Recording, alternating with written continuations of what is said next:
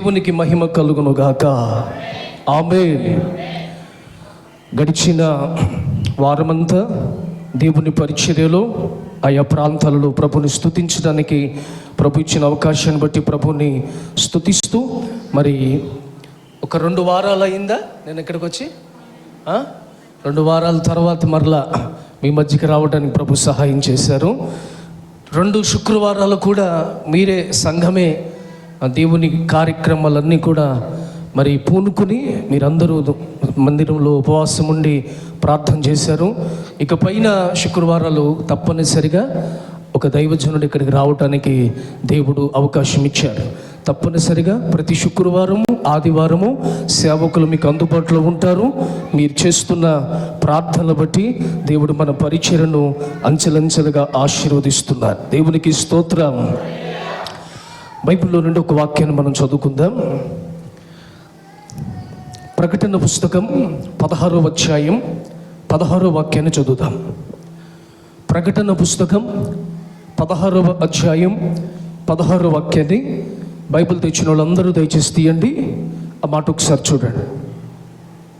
ఇదిగో నేను దొంగ వలె వచ్చుచున్నాను. తాను దిగంబరుడుగా సంచరించుచున్నందున జనులు తన దిశమొసలను చూతురేమో అని మెలకుగా ఉండి తన వస్త్రమును కాపాడుకున్నవాడు ధన్యుడు. Praise the Lord. ఈ ఆదివారం జూలై నెల చివరి ఆరాధన.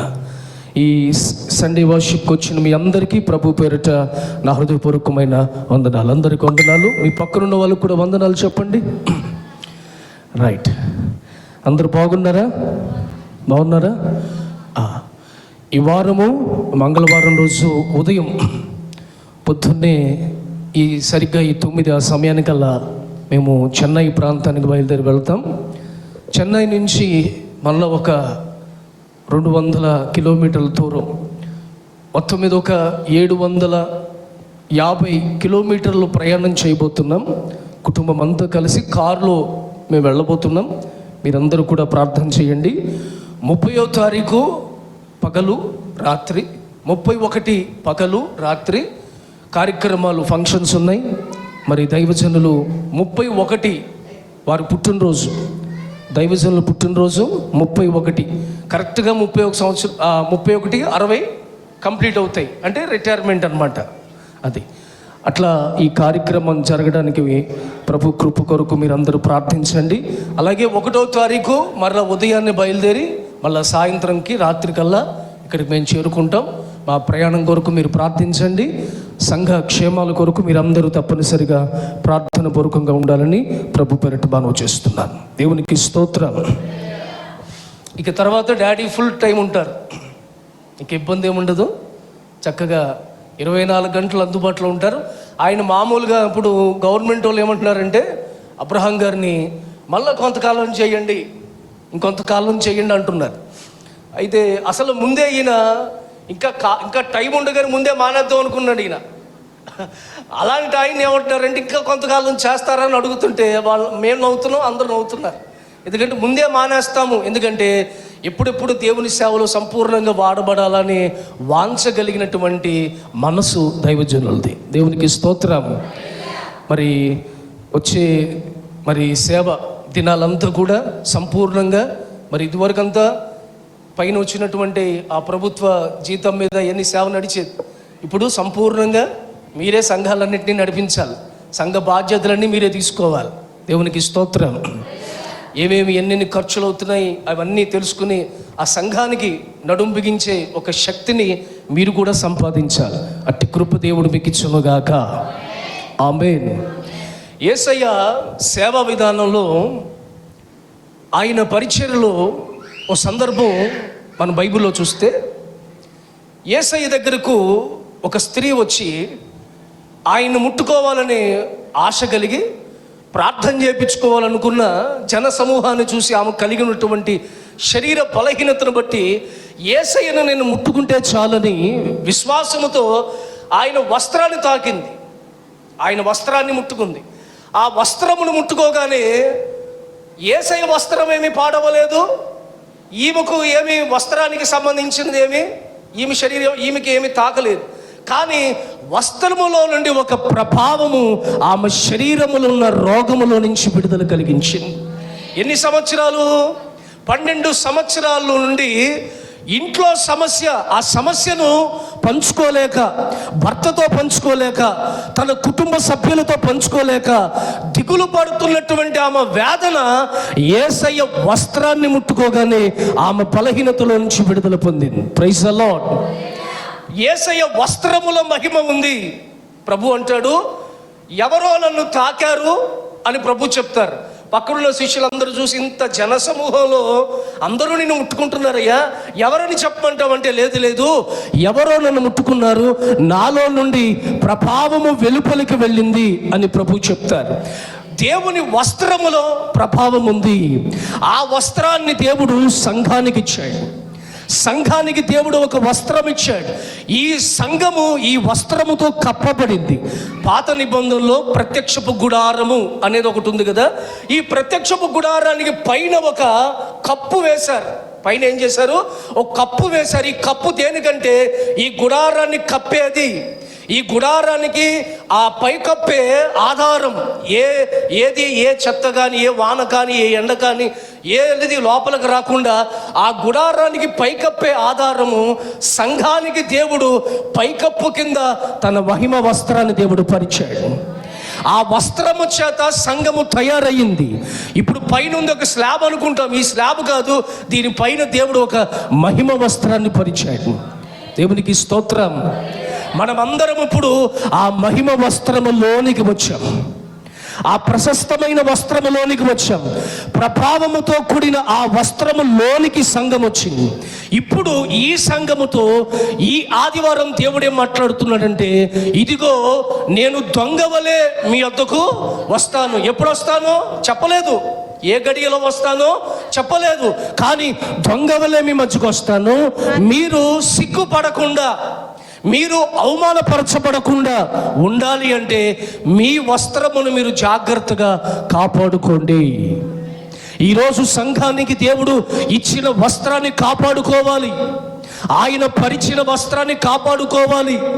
ఆయన నీ కొరకు సిద్ధపరిచిన వస్త్రాన్ని నువ్వు కాపాడుకోవాలి. వస్త్రము పోయిందా మహిమ పోయినట్టే, వస్త్రము పోయిందా రాకడ పోయినట్టే, వస్త్రము పోయిందా దేవుని ప్రత్యక్షత పోయినట్టే. కనుక మనకి ఇవ్వబడిన వస్త్రమును మనము జాగ్రత్తగా కాపాడుకుందుముగాక. ఆమేన్. వస్త్రము అనేసరికి లోకంలో రకరకాల వస్త్రాలు ఉన్నాయి. లోకములు అనేక రకాల వస్త్రాలు ఉన్నాయి. ఆ వస్త్రాన్ని బట్టి మనిషికి విలువ పెరుగుద్ది. అంతేనండి. నేను ఇప్పుడు ఇలా వైట్ వేసుకొచ్చాను కాబట్టి ఒకలా ఉంటాం. అదే నేను ఒక సూట్ వేసుకొచ్చాను అనుకోండి, నన్ను ఎలా చూస్తారు మీరు? చెప్పండి, ఎలా చూస్తారు? మీ కళ్ళు పెద్దవి అయిపోయి, ముఖమంతా పెద్దదైపోయి, చక్కగా అలా గుండ్రంగా పెట్టుకుని చూస్తూ ఉంటారు. ఎందుకు? అబ్బా భలే ఉంది, బట్టలు భలే వేసుకున్నాడు అన్న, సూట్ వేసుకున్నాడు, సూట్లో భలే ఉన్నాడు అంటే, సూట్ వేసుకున్న వాడిని చూసే చూపు ఒకలాగా ఉంటుంది.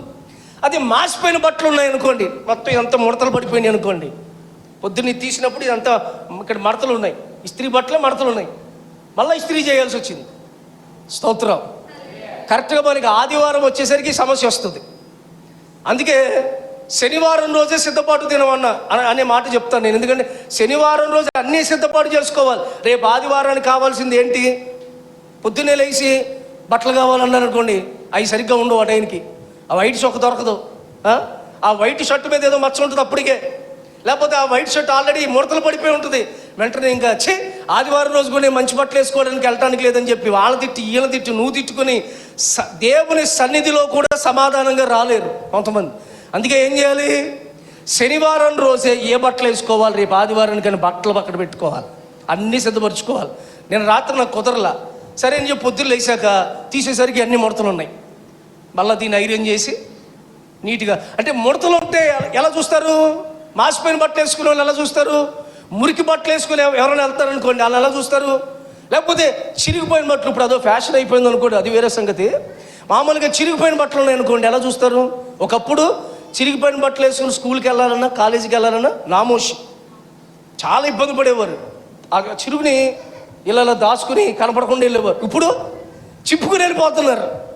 మంచిగా ఉన్న బట్టలే చింపుకుని వెళ్తున్నారు. షాపుకి వెళ్ళి మరి చిరిగిపోయిన బట్టలు ఇవ్వండి అని అడుగుతున్నారు. షాపు వాళ్ళు కూడా చిరిగిపోయిన బట్టలే తెస్తున్నారు. దేవునికి స్తోత్రం. కాలం మారిపోయింది. ఆధునిక కాలం. ఏ కాలం? ఆదాము కాలం కాదు, ఆది కాలం కాదు, ఆధునిక కాలం ఇది. దేవునికి స్తోత్రం.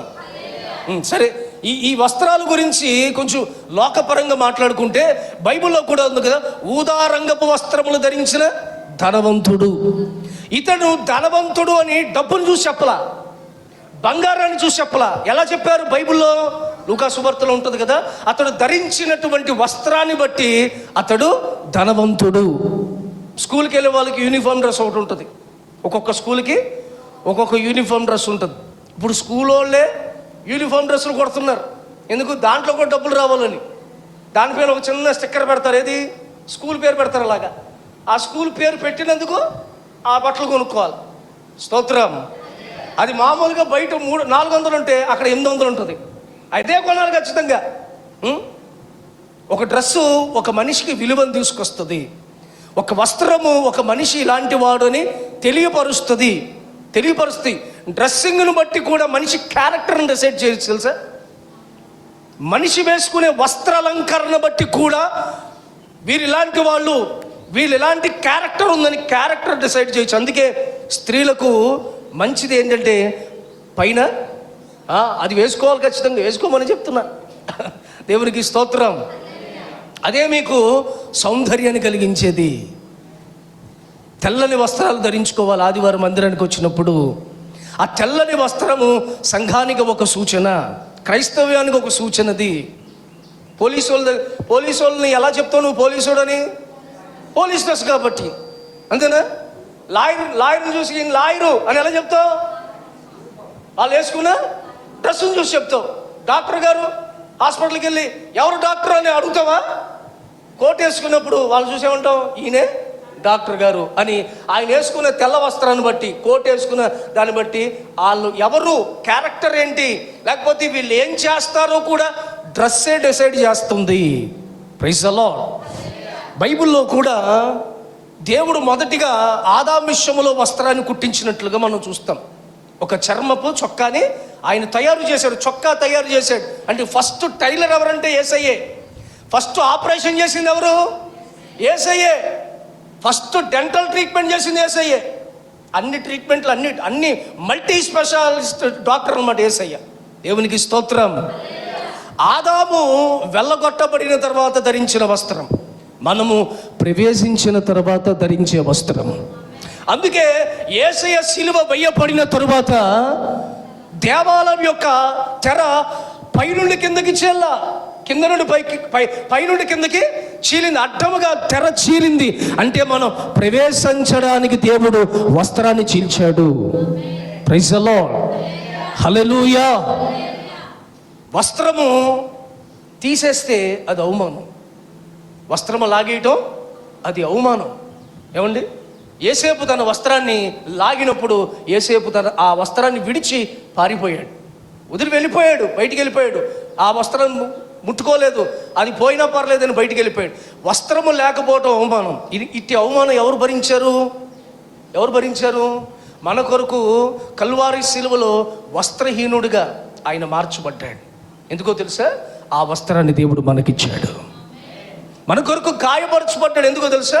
మన గాయాలని మాన్పింప చేయడానికి, మన గాయములు స్వస్థపరచడానికి ఆయన గాయపరచబడ్డాడు సిలువలో. మీరు చూడండి, లూకా సువార్తలు 23వ అధ్యాయం ఒకసారి చూడండి. ఆ మాటలు 33వ వాక్యం నుండి చదవము ఒకసారి. లూకా సువార్త 23వ అధ్యాయము 33 నుంచి చదవండి. వారు కల్వరి అనబడిన స్థలమునకు వచ్చినప్పుడు అక్కడ కుడి వైపున ఒకరిని, ఎడం వైపున ఒకరిని ఆ నేరస్తులు ఆయనతో కూడా సిలువ వేసిరి. 23, 33 చదవండి. యేసు, తండ్రి, వీరేం చేయుచున్నారో వీరు ఎరుగరు గనుక వీరిని క్షమించమని చెప్పాను. వారు ఆయన వస్త్రములను పంచుకొనుటకై చీట్లు వేసిరి. ఎప్పుడు ఆయన కొట్టినప్పుడు కూడా యేసయ్య ప్రార్థన చేయలా, యేసయ్యను గాయపరిచినప్పుడు కూడా ఈ ప్రార్థన చేయాల. కానీ ఎప్పుడు యేసయ్య ప్రార్థన చేస్తున్నాడు? ఏమని? అయ్యా తండ్రి, వీరు ఏమి చేయుచున్నారో వీరు ఎరుగరు కనుక వీరిని క్షమించండి అని ఎప్పుడన్నాడు? వస్త్రము లాగి వేసినప్పుడు. అంటే అవమానం, వస్త్రం తీసేయడం అంటే అవమానం అండి. అవమానము. పోగొట్టుకోవటం అంటే అవమానం. ఎవరైనా బట్టలు ఎక్కడ తిరుగుతుంటే ఎలా ఉంటారు? అవమానం, చీ అని చిరగ్గా చూస్తారు కదా. అది సంఘానికి కూడా రేపొద్దున ప్రభు ప్రత్యక్షమైనప్పుడు మనకంటూ ఒక వస్త్రం మనం కాపాడుకోవాలి. ప్రకటన గ్రంథంలో అదే చెప్తున్నాడు. నేను ఏ గడియలో వస్తానో మీకు తెలియదు కనుక ప్రతి సందర్భంలో మెలకుగా ఉండండి, జాగ్రత్తగా ఉండండి, మీ వస్త్రాన్ని కాపాడుకోండి. ఓ సేవకుడిని చూసి సాతాను ఫిర్యాదు చేస్తుంది, ఏమని? ఇతని వస్త్రములు మలినమయ్యాయి. ఎవరి గురించి? యెహోషువ గురించి సాతాను ఫిర్యాదు చేస్తుందా? బైబిల్లో ఉందా మాట? సాతాను వచ్చి దేవునితో వాదిస్తుంది, ఏమని? ఇతడు నావాడు, ఇతన్ని తీసుకెళ్ళడానికి వచ్చారంటే అప్పుడు ప్రభుదూత మాట్లాడతారు, ఇతడు అగ్నిలో మండుచున్న కొరమి వంటివాడు, అగ్నిలో మండుచున్న కొరమి వంటివాడు అని అతని వస్త్రములు తీసేసి ప్రశస్త వస్త్రములు అతనికి ధరింపజేశారు. Praise the lord. దేవుని దగ్గర నుండి దూరమైపోతున్న వాడు వస్త్రాలు తీసివేయబడ్డాయి, దొంగల చేత దోచుకోబడ్డాయి. బైబిల్లో యెరూషలేములో నుండి యెరికోకి దిగి వెళుతున్న వాడిని దారిలో దొంగలు ఏం చేశారు? వాడిని పడివేసి వాడి వస్త్రములు లాగివేశాను అని రాస్తుంది. బైబిల్లో ఉందా? ఉందండి. అంటే దేవుని దగ్గర నుండి దూరం వెళ్తే నీ వస్త్రాన్ని సాతాను దొంగలిస్తాడు. Praise the lord. అదే బైబిల్లో మీరు చూడండి, తప్పిపోయిన కుమారుడు తిరిగి మరలా తండ్రి దగ్గరకు వస్తే ఇతని కొరకు ఒక ప్రశస్త వస్త్రాన్ని తీసుకురండి అని అతన్ని వస్త్రాలు దేవుడు మార్చాడు. దేవుని దగ్గరికి వస్తే నీకు ప్రశస్త వస్త్రాలు, దేవుని దగ్గర నుండి దూరంగా వెళితే ఆ వస్త్రాలు దొంగల చేత దోచుకోబడే అవకాశాలు ఉన్నాయి. అందుకే ప్రతి సందర్భంలో మనం దేవునికి సమీపించాలి. స్తుతి ద్వారా సమీపించాలి, పాటల ద్వారా సమీపించాలి, ఆరాధన ద్వారా సమీపించాలి, సాక్ష్యముల ద్వారా సమీపించాలి, కృతజ్ఞత ద్వారా దేవునికి సమీపించాలి, ప్రార్థనల ద్వారా, ఉపవాస ప్రార్థనల ద్వారా, వాక్య ధ్యానము ద్వారా దేవునికి మనం ఎంతగా సమీపిస్తామో అంతగా మన వస్త్రములన్నీ కూడా పరిశుద్ధాత్మ దేవుడు కాపాడునుగాక. Praise the lord. చూడండి, ఆదికాండము 3వ అధ్యాయం 8వ వాక్యం చదవండి ఒకసారి. 3వ అధ్యాయం 8వ వాక్యం. ఆదికాండం. అంజూరపు ఆకులు కుట్టి తమకు కచ్చడములను చేసుకునిరి. చల్లపోటును ఆదామును అతని భార్య తోటలో సంచరించుచున్న దేవుడైన యెహోవా స్వరమును విని దేవుడైన యెహోవా ఎదుటికి రాకుండా తోట చెట్ల మధ్యను దాక్కొనగా దేవుడైన యెహోవా ఆదామును పిలిచి నీవు ఎక్కడున్నావనెను. అందుకు అతడు, నేను తోటలో నీ స్వరం వినినప్పుడు దిగంబరిగా ఉన్నానని కనుక భయపడి దాక్కున్నాను. దిగంబరిగా ఉన్నవాడు దేవుని దగ్గరికి రాలేడు. దిగంబరిగా ఉన్నవాడు దేవుని స్వరం విన్నాడు కానీ దేవుని దగ్గరికి రాలేకపోతున్నాడు. ఈరోజు చాలామంది శారీరకమైన శరీరాన్ని కప్పుకునే వస్త్రాలు ఉన్నాయి కానీ ఆత్మ సంబంధమైన దైవీకమైన వస్త్రాలు చాలామంది కోల్పోయారు, పోగొట్టుకున్నారు. పైకి బాగానే కనబడుతున్నారు, పైకి బాగానే భక్తి చేస్తున్నామని, పైకి బాగానే దేవుని మెప్పిస్తున్నామని, దైవ సేవకునికి సహకారులుగా ఉన్నామని పైకి ఉన్నారు కానీ లోన వారి ఆత్మ సంబంధంగా దిగంబరులుగా ఉన్నారు. ఆత్మ సంబంధమైన దిగంబరు. దేవునికి స్తోత్రం. ప్రతిరోజు దేవుని స్వరం వింటున్నాడు ఆదాం. ప్రతిరోజు ఆ ఏదైనా తోటలోకి వస్తే దేవుడితో ముచ్చటిస్తున్నాడు ఆదాం. ఎప్పుడైతే తినవద్దన పండు తిన్నాడో మహిమ వస్త్రం కోల్పోయాడు, ప్రశస్త వస్త్రాలు కోల్పోయాడు. అప్పుడు దిగంబరుని తెలుసుకుని ఆకులు కప్పుకున్నాడంట. ప్రభు ఒకరోజు వచ్చి పిలుస్తున్నాడు, ఆదామా. ఆ రోజు దేవుడు ఆదాముని పిలిచినట్లుగా రేపు తెలుగు చెరలో దేవుడు సంఘాన్ని పిలవబోతున్నాడు. నిస్సీ కల్వరి సంఘమా అని దేవుడు సంఘాన్ని పిలవబోతున్నాడు. అలా పిలిచినప్పుడు ఆ సంఘములో మనము వస్త్రము ధరించిన వారంగా కనబడాలి. స్తోత్రం. వస్త్రము లేనివాడు భయపడి దేవుని ఎదుటకు రావడానికి కూడా ధైర్యం సరిపోక చెట్ల వెనకాల దాక్కున్నాడు. యోహాను సువార్తలో చూడండి 21వ అధ్యాయం 7వ వాక్యాన్ని చదవండి. యోహాను సువార్త 21:7 వాక్యం. కాబట్టి యేసు ప్రేమించిన శిష్యుడు ఆయన ప్రభువు సుమి అని పేతురుతో చెప్పెను. ఆయన ప్రభువు అని సీమోను పేతురు విని వస్త్రహీనుడై ఉన్నందున బట్ట వేసి సముద్రంలో దుమికెను. Praise the Lord. యేసయ్యతో పాటు ఉన్నాడు ఎవరు? 3.5 సంవత్సరాలు యేసయ్య సేవలో కీలకమైన సేవకు ఎవరు శిష్యుడు? ఎవరు? పేతురే కదా. పేతురు, యోహాను, యాకోబుల్ని దేవుడు మాటి మాటికి ఎక్కడికి వెళ్ళినా వెంబడి పెట్టుకుని వెళ్ళేవాడు కదా. ఈ ముగ్గురులో మరలా పేతురుకి ఎక్కువ స్థానం ఇచ్చాడు. పేతురుని ఎక్కువగా దేవుడు ప్రేమించాడు. పేతురుని కూడా దేవుడు అడుగుతాడు, పేతురు నువ్వు నన్ను ప్రేమిస్తున్నావా అంటే నేను నిన్ను ప్రేమిస్తున్నానయ్యా అన్నాడు. మళ్ళా అడుగుతాడు, రెండోసారి, మూడోసారి అడుగుతాడు. దేవునికి స్తోత్రం. ఒక ప్రసంగం నీకు కొన్ని సందర్భాల్లో 1, 2, 3 సార్లు నీకు రెట్టింపు చెప్తున్నారంటే నీవు దాని విషయంలో ఇంకా సరిగ్గా లేవు, నువ్వు సరిచేయబడాలని ఆ మాటలు దేవుడు రెట్టించి నీతో మాట్లాడతాడు. Praise the lord. టీచరు స్కూల్లో చెప్తూ అర్థమైందా అని ఎందుకు అడుగుతారు? అర్థం కాని మొఖాలు పెట్టారు కాబట్టి టీచర్ ఏమడుగుద్ది? అర్థమైందా నిజంగా అర్థమైందా అని సందేహపడి మరలా ఏంటి నేనేం చెప్పానో చెప్పండి అని కూడా అడుగుద్ది, క్లారిటీ కోసం. దేవునికి స్తోత్రం. పేతురుని దేవుడు అందుకే అంటున్నాడు, పేతురు నీవు నన్ను ప్రేమిస్తున్నావా? మనోడు ఏమి సందేహం లేకుండా నేను ప్రేమిస్తున్నానయ్యా అన్నాడు. మళ్ళా అడుగుతాడు, పేతురు నీవు నన్ను ప్రేమిస్తున్నావా అంటే నిజంగా నేను ప్రేమిస్తున్నానయ్యా అన్నాడు. మూడోసారి కూడా అడిగాడు, ఎన్నిసార్లు అడుగుతావయ్యా? నిజంగానే ప్రేమిస్తున్నాను. దానిలో దేవుని యొక్క అంతర్యం ఏంటంటే అందరూ ప్రేమిస్తున్న దానికంటే నీవు నన్ను ఎక్కువగా ప్రేమించాలి. Praise the Lord. సంఘము ఈ ప్రేమ అనుభవాలు కలిగి ఉండాలి. నీ భర్త కంటే నువ్వు యేసుని ఎక్కువ ప్రేమించాలి. నీ పిల్లల కంటే నువ్వు యేసుని ఎక్కువ ప్రేమించాలి. నీ ఆస్తి కంటే యేసుని ఎక్కువగా ప్రేమించాలి. అందరికంటే కొంచెం. అందుకే అబ్రహామును కూడా దేవుడు పరిశీలన చేశాడు. నీవు ప్రేమించుచున్న నీ కుమారుడైన ఇస్సాకు అంటే దేవుడు ఏమనుకుంటున్నాడు? ఇస్సాకును బాగా ప్రేమిస్తున్నాడు అబ్రహాము. కానీ ప్రభు ఎదుట అబ్రహాము నిలబడి అంటాడు, అయ్యా నీవు నాకు ఇచ్చావు, నీవు కోరింది నేను నీకు ఇస్తానయ్యా అని చెప్పి అబ్రహాము ఇస్సాకును కంటే యెహోవాను ఎక్కువగా ప్రేమిస్తున్నాడని దేవుడు ఎరిగాడు. Praise the lord. నీవు నీ యొక్క ఆత్మీయ పరీక్షలో దేవుడి ఎదుట నువ్వు నిలబడినప్పుడు నీ కుటుంబానికంటే అన్నిటికంటే మనం యేసుని ఎక్కువగా ప్రేమించుదుముగాక. పాట పాడటం కాదు, ఏది ప్రేమించేదా యేసు రాజా అని రాగాలు తీసి పాడడం కాదు, పాటలో కాదు, మాటలో కాదు, రాతలో కాదు, మనసులో నీవు దేవుణ్ణి ప్రేమించే వ్యక్తివిగా ఉండాలి. Praise the lord. ఇంకొంతమంది సిలువ ఏది చూడండి, పాస్టర్ గారు ఏమంటున్నారు మీరు? చూడండి, మీరు వేసుకున్నారు ఎప్పుడైనా? పాస్టర్ గారు మీరు సేవ చేస్తారు, మీరు ఎప్పుడైనా వేసుకున్నారా? అది ఏమో టాటూ, పచ్చబొట్టు. టాటూ అంటే తెలియదు వాళ్ళకి. పచ్చబొట్టు చూడండి, సిలువ వేసుకున్నాను నేను. స్తోత్రం. ఇంకొంతమంది గుండెల మీద వేసుకుంటారు అలాగా సిలువ, గుండెల మీద చైను, లేకపోతే ఇక్కడ చూడండి పాస్టర్ ఇదిగోండి, మొన్న కాసు పెట్టి ఉంగరం చేయించా. చూడు, యేసుబాబు ఫోటో పెట్టా. నేను యేసయ్య పెట్టను, ఎంత ప్రేమిస్తున్నాను చూడు. ఇది కాదు, నీ మనస్సులో నీవు నిశ్చలంగా ప్రతి సందర్భంలో దేవుణ్ణి ప్రేమించే వ్యక్తులంగా మనం మారుతాము గాక. Praise the lord. చూడండి, పేతురు దగ్గర ఏం లేదంట. యేసయ్య 3వ దినాన ఆయన లేచి వాళ్ళ మధ్యన సంచరిస్తుంటే ఈ అయ్యగారు తిరిగి మరలా ఎక్కడికి వెళ్ళిపోయాడు? చేపలు పట్టుకోవడానికి వెళ్ళిపోయి చేపలు పట్టుకున్న చోటకి యేసయ్య వెళ్ళాడు. అక్కడికి వెళ్ళాడు యేసయ్య. వెళ్ళి పేతురుతో మాట్లాడుతుండగా పేతురు ఏం లేదంట, తన పైన వస్త్రము లేదంట. వస్త్రము లేకపోవటాన్ని బట్టి యేసయ్యను చూసి సముద్రంలో దూకేశాడు. దేవునికి స్తోత్రం. వస్త్రము లేకపోతే దేవుని ఎదుట నువ్వు నిలబడలేవు.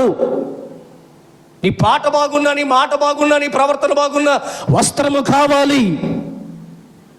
ఏ వస్త్రాలు కావాలి?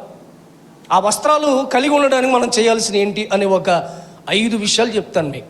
ఇప్పుడు సబ్జెక్ట్లోకి వెళ్దాం. ఇప్పుడు దాకా మీకు ఇంట్రడక్షన్ చెప్పా, వస్త్రాల గురించి కొన్ని మాటలలో చెప్పుకుంటూ చెప్పా. దేవుని దగ్గర నుండి దూరమైనోడు వస్త్రాన్ని పోగొట్టుకున్నాడు, అదే దేవుని దగ్గరికి వచ్చినోడు ప్రశస్త వస్త్రాలు ధరించాడు. దేవునికి స్తోత్రం. చూడండి, బైబిల్లో నుండి కొన్ని మాటలు మనం చదువుదాం. 132వ కీర్తన 9వ వాక్యం తీయండి. బైబిల్ తెచ్చిన వాళ్ళు అందరూ తీయాలి. ఈరోజు మెసేజ్ ఏంటంటే వస్త్రాలు లేక చదవండి. 132వ కీర్తన 9వ వాక్యం. నీ యాజకులు నీతిని వస్త్రం వల్లే ధరించుకొందురుగాక, నీ భక్తులు ఉత్సాహగానం చేయుదురుగాక, నీ సేవకుడైన దావీదు నిమిత్తము నీ అభిషక్తునికి విముఖుడువై ఉండుకుము. 132 9 చదవమ్మా. మీ యాజకులు నీతిని వస్త్రము వలె ధరించుకుందురుగాక. Praise the Lord. ఏ వస్త్రం కావాలి? నీతి అనే వస్త్రం కావాలి. సంఘానికి నీతి అనే వస్త్రం కావాలి. నీతిని వస్త్రంగా ధరించుకోవాలి. మన ప్రవర్తన, మన మనసు, మన ఆలోచన విధానాలు నీతిమంతులముగా దేవుడు మనల్ని మార్చాడు. ఒకప్పుడు దుర్నీతిలో ఉన్నవాళ్ళం, ఒకప్పుడు పాపములో ఉన్నవాళ్ళం, ఒకప్పుడు మన నీతి మురికి గుడ్డ వంటిది. మన నీతి దేవుని దృష్టిలో మురికి గుడ్డ వంటిది. ఆ మురికి గుడ్డని దేవుడు ఏం చేశాడంటే నీతి వస్త్రంగా దేవుడు మార్చాడు. Praise the lord. నీతి వస్త్రంగా ఈ వస్త్రం మారటానికి యేసు రక్తము. చూడండి, కొన్ని మాటలు మీరు రెఫరెన్స్లు చెప్తాను, చక్కగా మాటలు మీరు ధ్యానం చేయండి. రోమా పత్రిక 5వ అధ్యాయం 1వ వాక్యం. రోమిలకు రాసిన పత్రిక 5:1 చదవండి. ఈ నీతి వస్త్రం ఇంకా ఎలా మారుతుంది? నీతి వస్త్రం ఎక్కడ దొరుకుద్ది? నీతి వస్త్రాన్ని ఎలా మనం కాపాడుకోవాలి? కాబట్టి విశ్వాస మూలమున మనము నీతిమంతులుగా తీర్చబడ్డాం. దేవుని యందు విశ్వాసము వలన నీతిమంతులంగా మార్చబడతాం. అప్పుడు నీతి అనే వస్త్రాన్ని మనము ధరించిన వాళ్ళంగా మారుతాం. మత్తయి సువార్త 3:15 చదవండి. ఎన్ని చెప్పడానికి టైం లేదు. మత్తయి సువార్త 3:15. యేసు ఇప్పటికి కానిము నీతి యావత్తు ఇలాగు నెరవేర్చుట మనకు తగి ఉన్నదని అతనికి ఉత్తరం ఇచ్చాడు. దేవునికి స్తోత్రం. హల్లెలూయా. యేసయ్య బాప్తీసం పొందుతున్నప్పుడు యోహానుతో మాట్లాడిన వాటిది. నీతి యావత్తు ఇలాగున నెరవేర్చబడాలంటే బాప్తీసము పొందుటమే దేవుని నీతి. ఎప్పుడు నీతి వస్త్రం మన మీదకి వస్తుంది? నీతి అనే వస్త్రం ఎప్పుడు మన మీద ఉంటుంది? ఇప్పుడు దేవుని మీద విశ్వాసం ఉంచినప్పుడు. బైబిల్లో మొదటి మాట ఏముంది? ఆయన మీద విశ్వాసమును బట్టి వారందరూ నీతిమంతులుగా మార్చబడ్డారు. దేవునికి స్తోత్రం. బైబిల్ అబ్రహాము కూడా అతడు ఎరగకయే దేవుడు ఎక్కడికి వెళ్ళమన్నాడో తెలియకనే ప్రయాణాన్ని ప్రారంభించాడు. అదే అతనికి నీతిగా ఎంచబడింది. అతని విశ్వాసమే అతన్ని నీతిమంతునిగా మార్చింది. సంఘము మొదటిగా దేవుని మీద విశ్వాసం ఉంచాలి. ప్రభు మన కొరకు ఆయన శరీరధారికి లోకానికి వచ్చాడని నువ్వు నమ్మాలి. ఆయన సిలువ వేయబడ్డాడు నీ కొరకని నువ్వు విశ్వసించాలి. 3వ దినాన తిరిగి లేచాడని విశ్వసించాలి. అతి త్వరలో మేఘారుహుడై పెళ్లి కుమారుడు రాబోతున్నాడని సంఘము విశ్వసించాలి. దేవుని మీద అలాంటి విశ్వాసము కలిగి మనం నడిపించబడితే మనము నీతిమంతులంగా మార్చబడతాం. మనలో దుర్నీతి లేకుండా ఆ నీతిమంతుడు మనల్ని పవిత్రపరుస్తాడు. రెండో విషయము, బాప్తీసము ద్వారా నీతిమంతులంగా మార్చబడతాం. నీతి వస్త్రం ఎప్పుడు వస్తుంది? బాప్తీసం పొందాలి. ఇంకా రక్షణ బాప్తీసం పొందనోళ్ళు, హలో, పెళ్లి కొరకే కాదు, ఇంకా రెడీ అయిపోవాలి. దేవునికి స్తోత్రం. ఇంకా ఎవరైతే బాప్తీసము పొందలేదో సంఘము అంటే నువ్వు ఏ వస్త్రం లేదు, నీకు నీతి వస్త్రము లేదు అనేది అర్థం. వాక్యమే చెప్తుంది. యేసయ్య ఏమంటాడు? ఇప్పటికి ఇలాగున నీతి యావత్తు నెరవేరినట్లుగా ఇప్పటికి ఇలాగున జరిగించు అంటే బాప్తీసము పొందటమే దేవుని దృష్టిలో నీతి. Praise the lord. బాప్తీసం అనేది మత మార్పిడి కాదు. బాప్తీసం అనేది ఒక మతం పుచ్చుకోవడం కాదు. ఏమండి, దేవుని ఎరిగిన నీవు, దేవుని యందు విశ్వాసం ఉంచిన నీవు ఇంకెంతకాలం అలా విశ్వాసిగా ఉండిపోతావు? విశ్వాస తరగతి పెరగాలి. విశ్వాసములో నుండి అచంచలమైన విశ్వాసములోనికి రావాలి. రేపు రాకడలో నువ్వు ఎత్తబడాలంటే పరిచర్య చేస్తే సరిపోదు, ప్రార్థన చేస్తే సరిపోదు, ఉపవాసాలు ఉంటే సరిపోదు, కానుకలిస్తే సరిపోదు. బాప్తీసం పొందాలి. నమ్మి బాప్తీసం పొందినవాడు రక్షించబడతాడు. నమ్మని వానికి శిక్ష విధించబడుతుందని స్పష్టంగా బైబిల్లో రాస్తుంది. కాబట్టి ఎవరైతే బాప్తీసము పొందుతారో వారే నీతి వస్త్రాన్ని ధరించుకుంటారు. చూడండి ఇంకొక మాట, హెబ్రీయులకు రాసిన పత్రిక 11:4. ఇవన్నీ కూడా ఇంట్రడక్షన్ మాటలే. హెబ్రీయులకు రాసిన పత్రిక 11వ అధ్యాయము 4వ వాక్యం. త్వరగా. విశ్వాసమును బట్టి హేబేలు కయీను కంటే శ్రేష్టమైన బలి దేవునికి అర్పించెను. దేవుడు అతని అర్పణలను గూర్చి సాక్ష్యం ఇచ్చినప్పుడు అతడు విశ్వాసమును బట్టి నీతిమంతుడని సాక్ష్యం పొందెను. నీతిమంతుడని సాక్ష్యము పొందెను. దేని బట్టి? విశ్వాసమును బట్టి హేబేలు ఏం చేశాడంట? శ్రేష్టమైన అర్పణ అర్పించాడు. అంటే ఒకటి, విశ్వాసమును బట్టి నీతిమంతులుగా మారుతాం. రెండు, బాప్తీసమును బట్టి నీతిమంతులుగా మారుతాం. మూడు, అర్పణ బట్టి, మనం ఇచ్చే శ్రేష్టమైన అర్పణ బట్టి నీతిమంతులుగా మార్చబడతాం. అర్పణలో ఇద్దరు, కయ్యోను అర్పించాడు, హేబేలు కూడా అర్పించాడు. కానీ కయ్యోను అర్పణ త్రోసివేయబడింది, హేబేలు అర్పణ అంగీకరించబడింది. అంటే దేవునికి ఇచ్చే విషయంలో శ్రేష్టమైంది ప్రభుకి ఇవ్వాలి. Praise the lord. చూడండి, కొంతమంది చిరిగిపోయిన నోట్లు తెస్తా ఉంటారు. ఎక్కడ ఎవ్వరు తీసుకోవాలి, ఇంకా ఎక్కడ పోవట్లేదని ప్రార్థన, చర్చికి ఇచ్చేద్దామని అంటున్నాడు ఒక ఆయన. పర్లేదులే, ఏం కాదు, రేపు పొద్దున పాస్టర్ గారు చర్చిలో కానుగేసేసుకుందులే. ఏది, ఈ నోటు ఎక్కడా చల్లట్లేదంట. దానికి అన్ని రంధ్రాలు ఉన్నాయి. గారుగున రంధ్రం కంటే పెద్దది ఇది. దేవునికి స్తోత్రం. అంటే మీరు వేస్తున్నారని కాదు, అలా చేసేవాళ్ళు కూడా ఉన్నారని చెప్తున్నా. ఒక సందర్భంలో దైవజనరాలు ఏదో ఆర్డర్ చేస్తే ఇంటికి ఆర్డర్ వచ్చింది, టిఫిన్ ఆర్డర్ వస్తే ఆ టిఫిన్ ఆర్డర్ చేసిన దానికి కాగితం ఇస్తే ఆడు వెళ్ళి మళ్ళీ ఫోన్ చేశాడు. వెళ్ళాడు, మళ్ళీ ఫోన్ చేసి, ఏమండి ఈ నోట్ ఎక్కడ చల్లంటున్నారు, మీకే ఇచ్చేస్తానని చెప్పాలి. ఎవరు తీసుకొచ్చి పాస్టర్ దగ్గరికి ఇచ్చేసాడు. మరి పాస్టర్ గారి దగ్గర ఉందంటే అది ఎక్కడి నుండి వచ్చింది? పాస్టర్ గారు ఇచ్చినట్టేగా. మరి పాస్టర్ గారికి ఎవరు ఇచ్చారు? మీరేం చెప్తలే, చూసారా? సంఘస్థులు అంటే ఎక్కడ ఉన్నారు? సంఘం మీరేగా సంఘం. దేవునికి స్తోత్రం. అలా అని చెప్పాలి మీరు అట్లా. నేను అది వాత పెట్టినా వాపు రాకూడదు, అర్థమైందా? వాత పెట్టినా వాపు రాకూడదు, అలా ఉండాలి వాక్యం. Praise the lord. Hallelujah. Medicine వేయాలి కానీ వేసినట్టు ఉండకూడదు. సూది పొడవాలి, పొడిచినట్టు ఉండకూడదు. Praise the lord. చేతులు చెప్పండి. శ్రేష్టమైంది ప్రభువుకి ఇవ్వాలి. అర్థమవుతుందండి? ఇంకా పాస్టర్ గారండి ఫ్యాన్ తిరగతలేదండి, మందిరానికి ఇచ్చేద్దాం అనుకుంటున్నారంటే మేమేం చేయమంటారు? తిరగని ఫ్యాన్ మేము కర్రబెట్టి తిప్పుతూ ఉండాలిగా, కర్రబెట్టి తిప్పుతూ ఉండాలి. ఒక యేసన్న గారి దగ్గరకు ఒక ఆమెను తీసుకొచ్చారంట. అయ్యా ఈ సేవకి ఇచ్చేస్తాను అన్నారంట. ఏ అంటే అందరూ చూస్తున్నారు, ఎవరు చేసుకోవట్లేదు దీన్ని. చూసిన వాళ్ళు పారిపోతున్నారట. అందరూ వచ్చి చూసుకుంటారు, అయ్యా ఎవరు చేసుకోవట్లా, ఇంకెందుకులే అని చెప్పి సేవకి ఇచ్చేద్దంట. ఆమెమో గుడ్డిది, కళ్ళు కనపడమకి. ఇప్పుడు ఫాస్ట్గా యేసన్న గారు ఏం చేయాలి? సేవ ప్రారంభం ఇప్పుడు అంటే పోనీ అందరూ చాలామంది ఉన్నారు కాబట్టి తీసుకుని ఏదో సేవలు నడిపిస్తూ ఉంటారు. అప్పుడు సేవ ప్రారంభం.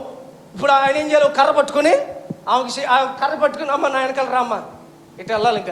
ఇంకెప్పుడు సువార్త చేస్తాడు ఈయన, ఎప్పుడు వాక్యం చెప్తాడు, ఎప్పుడు ఆత్మలు రక్షిస్తాడు అన్నాడు. అమ్మా, దేవునికి ఇవ్వాల్సింది శ్రేష్టమైనది ఇవ్వాలి. సమయాలను తీసుకొచ్చి అన్న ఏం చేసింది? శ్రేష్టమైన అర్పణ. అదే అర్పణ అంటే శ్రేష్టమైనది ఉండాలి. నువ్వు ఇచ్చేది ఎంత చిన్నదైనా పర్లేదు, శ్రేష్టమైనది దేవునికి ఇవ్వాలి. స్తోత్రం. దొంగోడు ప్రార్థన చేసినట్టు ఏమని? దొంగోడు, అయ్యా నేను దొంగతనానికి వెళ్తాను, దాంట్లో దశంభాగం తెస్తాను అన్నాడు. దొంగతనానికి వెళ్తున్నాను, నేను వెళ్ళిన ఇళ్లలో బాగా బంగారం డబ్బు అంతా పట్టుబడి నాకు దొరికితే దాంట్లో 10వ భాగం తీసుకెళ్ళి పాస్టర్ గారికి ఇస్తాను అన్నాడు. అలా ప్రార్థన చేసే పాస్టర్లు కూడా ఉంటారు కొంతమంది. బేసిక్గా వెళ్ళిరా బాబు, నువ్వు వెళ్ళిన ప్రతి కొంపని దోచేయి, శుభ్రంగా నీకు తిరుగులేని దొంగగా తయారవు నువ్వు. స్తోత్రం. ఒక వీడియో చూశాను నేను ఈ మధ్యకాలంలో. ఒక ఆయన కానుక తీసుకొస్తే ఇట్లా ప్రార్థన చేసి ఇల్లు అన్నాడు.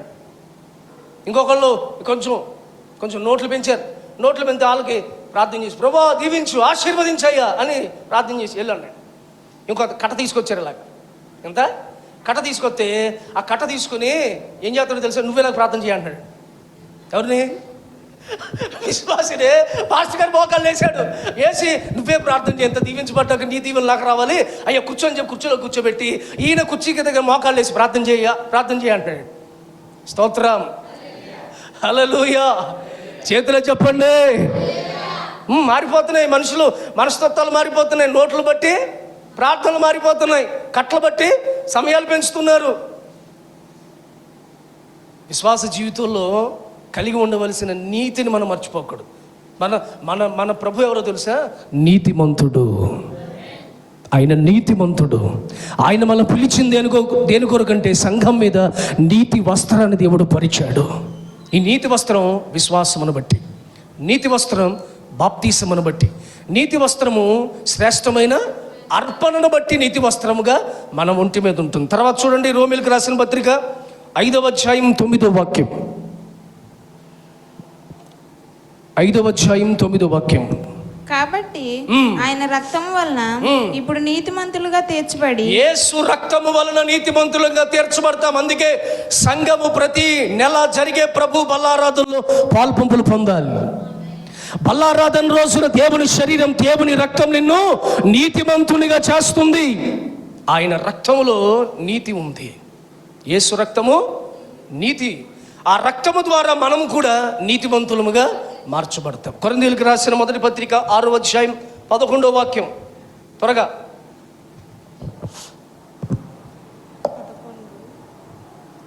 మీలో కొందరు అట్టివారై ఉంటరు గాని ప్రభు అయిన యేసుక్రీస్తు నామమున మనం దేవుని ఆత్మయందును మీరు కడుగబడి పరిశుద్ధ పరచబడిన వారే నీతిమంతులుగా తీర్చబడితిరి.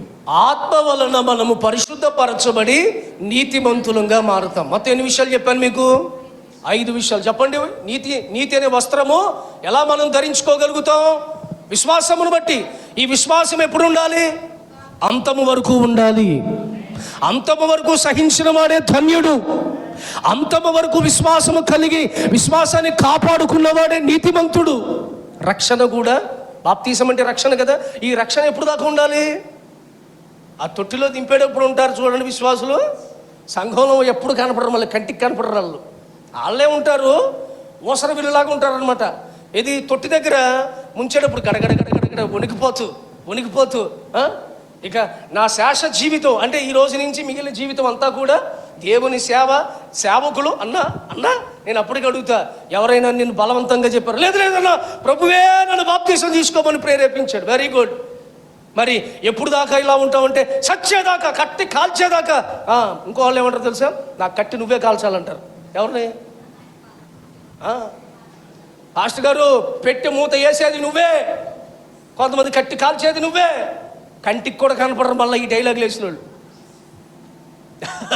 తాడేపల్లిగూడెంలో 2 స్టేర్లు పైకి ఎక్కారు కదా, ఒక 4-5 నెలలు 3 నెలల పైన ఎక్కారు కదా. ఎక్కినప్పుడు ఎన్నెన్నో అనుకుని ఉంటారు మీరు. పైకి ఎక్కి 2 స్టేర్లకి ఎక్కి ఒక ఆయన వచ్చేవాడు. తాడేపల్లిగూడెం స్టార్టింగ్లో వచ్చేవాడు. 2 స్టేర్లు పైకి వచ్చి ప్రార్థన చేసుకుని కిందకి వెళ్తున్నప్పుడు ఏమన్నాడు తెలుసా అండి? అన్న, పైకి ఎక్కుతుంటే పరలోకం చేరుతున్నట్టు ఉందన్న, కిందకి వెళ్తుంటే మళ్ళీ లోకంలోకి వెళ్ళిపోతున్నట్టు అనిపిస్తుంది, ఇక్కడే ఉండిపోవాలనిపిస్తుంది అన్నాడు. నేను అబ్బా ఎంత మంచి విశ్వాసం దొరికాడు రా బాబు నాకు అనుకున్నా. ఆ మాటను మరుసటి ఆదివారం నుంచి చర్చికి రావడం మానేశాడు. మరుసటి ఆదివారమే మళ్ళీ మనోడు ఎక్కువ రోజులు నిలబెట్టుకోడు. మాట మళ్ళీ ఎక్కువ కాలం నిలబెట్టుకుంటే నేను మురిసిపోతానని చెప్పి ఏం చేశాడు? మరుసటి వారం రోజే మానేశాడు. నేనన్నా ఎక్కితే దిగలేనన్నా, ఇప్పుడు ఎక్కడం మానేసి వేరే తమ్ముడు అంటే రాలేకపోతున్నానన్నా, కుదరట్లేదన్నా అన్నాడు. నేనన్నా ఎక్కి అక్కడ ఉండిపోతే సరిపోయిందిరా బాబు, నువ్వు దిగిపోయి అనవసరంగా ఇప్పుడు ఎక్కట్లేదురా అంటే ఇంక రాలేనన్నా, అంత పైకి ఎక్కలేకపోతున్నాను అంటున్నాడు. Praise the lord. చేతుల్లో చెప్పండి. ఇది ఆ తొట్టి దగ్గర ఎలా ఉంటారండి? ఏమా విజయ్ కుమారి గారు, తొట్టి దగ్గర ఎలా ఉంటారు? అసలు గడగడగడ వణికిపోతారు. ముంచేలా లేపితే మనోడు ఇంక అసలు ఇటు బయటకు రాగానే ఏదో లోపలికి ప్రవేశించినట్టుగా, పరకాయ ప్రవేశం చేసినట్టుగా అందరూ ఇంకా కుడికి వెనక్కి చూడలేదు. నేను పాస్టర్ గారు కుడికి అని ఎడంకాని చూడొద్దన్నాడు అంటే ఇటు కూడా చూడటం మానేసాడు. ఇటు వెళ్తాడంట. స్కూల్లో ఇంటికాడ దించిందలా, కాలేజీలోనే మళ్ళీ అక్కడ దించిందలా, ఇంటికాడే ఊరికే అన్నీ ఉట్టిదే. దేవునికి స్తోత్రం. నీ రక్షణను పౌలు గారు ఏమంటారు? మేము ఉన్న కాలం అందే కాదు, మేము లేని సమయమందు భయముతో వణుకుతో దాన్ని మీరు కొనసాగించండి. సేవకుడు ఉన్నప్పుడు కాదు నీ రక్షణ, సేవకుడు ఉన్నప్పుడు కాదు నీ భక్తి, దైవజనుడు లేని సందర్భంలో కూడా. పోయిన శుక్రవారం వచ్చిన వాళ్ళు గట్టిగా హల్లెలూయా చెప్పండి. అందరూ వచ్చారా? రాను నేను చేయొద్దని చూడండి. సేవకులు రాకపోయినా మీరు అలాంటి విశ్వాసములు, మీ భక్తిని మీరు కొనసాగించాలి. చూడండి, కొంతమంది పాస్టర్ రాగానే దైవజనుల నేను కొన్ని వెళ్తూ ఉంటాను కదండి, 4 చర్చిలు ఉన్నాయి కదా, కొన్ని చోట్లకి వెళ్తూ ఉంటాను. కారు రాగానే పరిగెట్టుకుంటూ లోపలికి వెళ్తూ ఉంటారు. దూరం నుండి కారు చూస్తారు, కారు చూసి అమ్మో అని వస్తున్నాడు అని అందరూ అప్పుడు పరిగెడతారు. అప్పుడు దాకా ఏం చేస్తారు? పైన బయట మాట్లాడు, లోపల వాళ్ళందరూ పాడుకుంటూ స్తుతిస్తూ యేసయ్యా నీకే స్తోత్రం ప్రభా, మా దైవజనులు వస్తున్నారయ్యా, ప్రయాణంలో తోడుగా ఉండయి, వీళ్ళందరూ ప్రార్థనలో ఉంటే వీళ్ళు బయట ముచ్చట్లు చెప్పుకుంటారు. ఏంట్రా ఈరోజు కూర, పీటరో జేమ్సో ఏంటి కూర ఏంటి ఈరోజు, ఏంట్రా మొన్న కిట్టిగాడు అటు ఎటు వెళ్ళిపోతాడు నడుచుకుంటా, ఆ గట్టు వైపు నుంచి కిట్టిగాడు వెళ్ళిపోతాడు చూసావా, పాస్ట్ గారు మళ్ళీ ఓ ప్రార్థన అంటాడు. ఎవరు మాట్లాడుకునేది? సంఘ విశ్వాసం, లోకంలో బయట వాళ్ళు కాదండి, చర్చిలో ఉన్న విశ్వాసం. అంటే సేవకుడు మందిరంలోకి వస్తే నువ్వు మందిరంలో ఉంటావా? అప్పుడు దాకా బయట తిరుగుతూ ఉంటారా? మిమ్మల్ని అంటలేదండి, వాత పెట్టాలి కానీ వాప రాకూడదు. Praise the lord. చేతులెత్తి చెప్పండి. తర్వాత ఏం చెప్పా? నీతి వస్త్రాన్ని విశ్వాసంతో కాపాడుకుందాం, రక్షణతో కాపాడుకుందాం. తర్వాత చెప్పాను కదండి ఇప్పుడే, శ్రేష్టమైన అర్పణ అర్పించాలి. శ్రేష్టమైనది అయి ఉండాలి, దేవునికి ఇచ్చేది శ్రేష్టమైనది అయి ఉండాలి. నాలుగు యేసు రక్తము ద్వారా మనం నీతిమంతులుగా మార్చబడతాం. యేసే రక్తం ప్రతి నెల బల్ల తీసుకోవాలి. అదవుతుందండి. బల్లకు దూరంగా ఉండకూడదు. ఏదైనా చిన్న చిన్న పొరపాట్లు ఉంటే ఏడ్చి పశ్చాత్తాపడి రోధించి సరి చేసుకుని బల్ల తీసుకోవాలి, అంతేగాని వెళ్ళిపోకూడదు. బల్లారాధన అనేసరికి కొంతమంది జేబులో చేపెట్టుకుని వెళ్ళిపోతూ ఉంటారు, ఏదో చాలా పని ఉన్నట్టు. బాప్తీసం పొందిన వాళ్ళు వెళ్ళకూడదు, అట్లా పశ్చాత్తాపడాలి. తప్పు ఎలా ఉన్నా సరే, ఎంత పొరపాటు చేసినా సరే, ఆ ముందు రోజు పొరపాటు చేసినా సరే అక్కడ మోకాళ్ళు వేసి ప్రభా నన్ను కడిగి శుద్ధునిగా చేయి ప్రభా అంటే మన ప్రభువు క్షమించేవాడు, మళ్ళా నూతన పరిచేవాడే కానీ త్రోసివేసే దేవుడు కాదు మన యేసయ్య. ఎన్నడూ నేను త్రోసివయ్యాడు, ఏ సందర్భంలో కూడా నేను త్రోసివయ్యాడు. Praise the lord. నీవే ఆయన పాదాలు పట్టుకుని బ్రతుకులాడాలి. తర్వాత ఏం చెప్పా? ఐదవది, ఆత్మ ద్వారా మనం ఏమవుతున్నాం? పరిశుద్ధాత్మ దేవుడు ఏం చేస్తున్నాడు? మనల్ని వాక్యము ద్వారా ఉతక స్నానము చేయించి మనల్ని దేవుడు నీతిమంతులుగా చేస్తున్నాడు. పరిశుద్ధాత్మ దేవుని పని అదే. ఆత్మదేవుని పని ప్రభు అప్పగించిన పని చేస్తున్నారు. ఆత్మదేవుడు మన మధ్యలో సంచరించి నీ హృదయాన్ని శుద్ధీకరిస్తున్నాడు.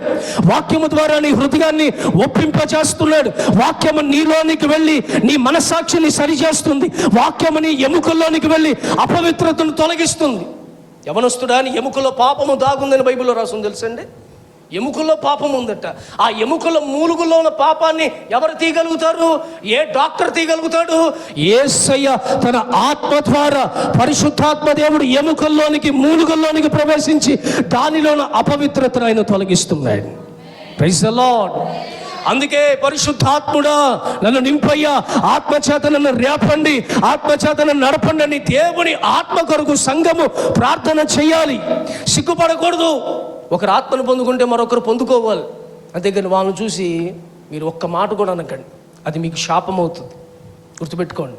ఆత్మను నన్ను దూషించిన వానికి నాకు క్షమాపణ కలదు, కానీ ఆత్మను దూషించిన వానికి క్షమాపణ లేదని ప్రభువే చెప్పేశాడు.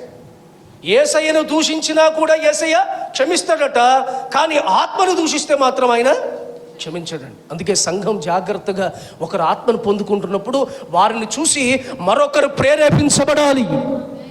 ఈ రోజున సంఘాల్లో అసలు ఆత్మే లేదని చెప్పే సేవకులు ఉన్నారు. ఆత్మ వస్తే ఆత్మను అలా అరవకండి, అలా కేకలేకండి.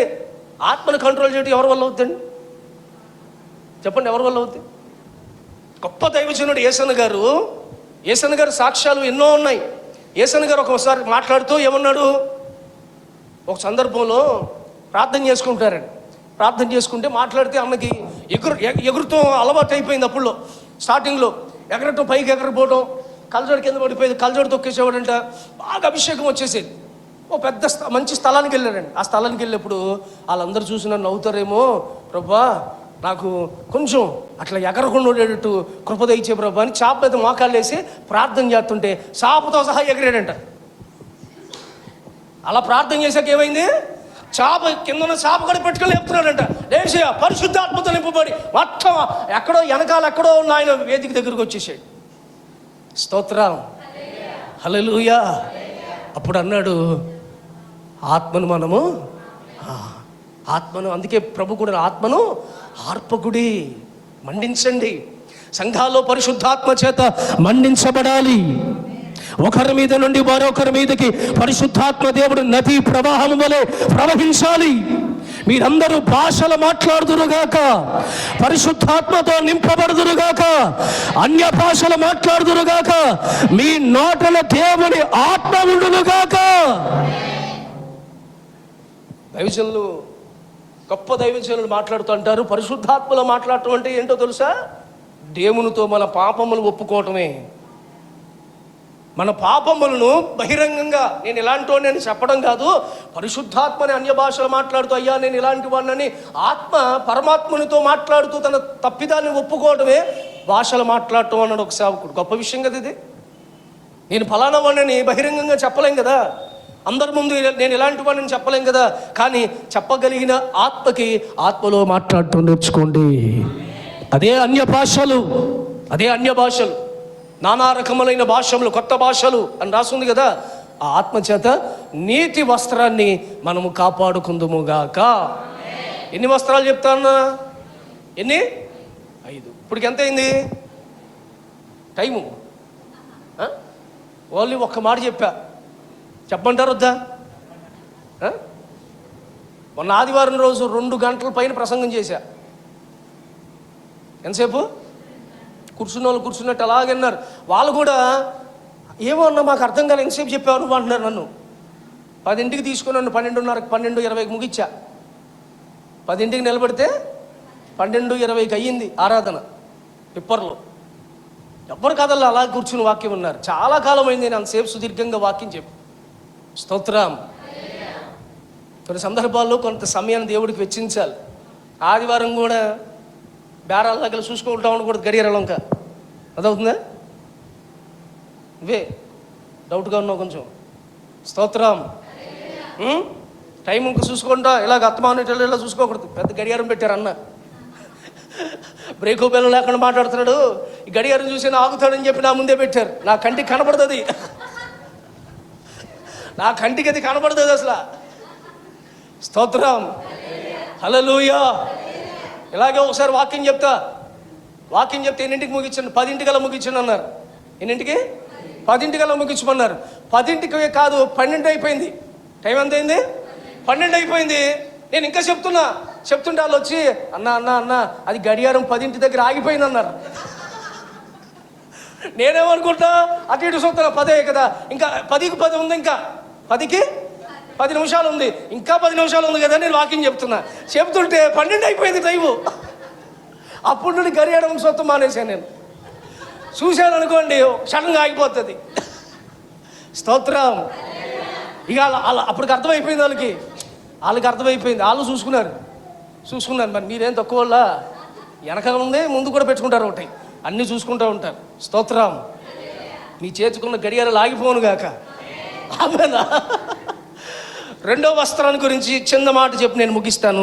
పేతురు రాసిన మొదటి పత్రిక 5వ అధ్యాయం 5వ వాక్యాన్ని చదువుతాము. పేతురు రాసిన మొదటి పత్రిక 5వ అధ్యాయము 5వ వాక్యం. చిన్నలారా, మీరు పెద్దలకు లోబడి ఉండుడి.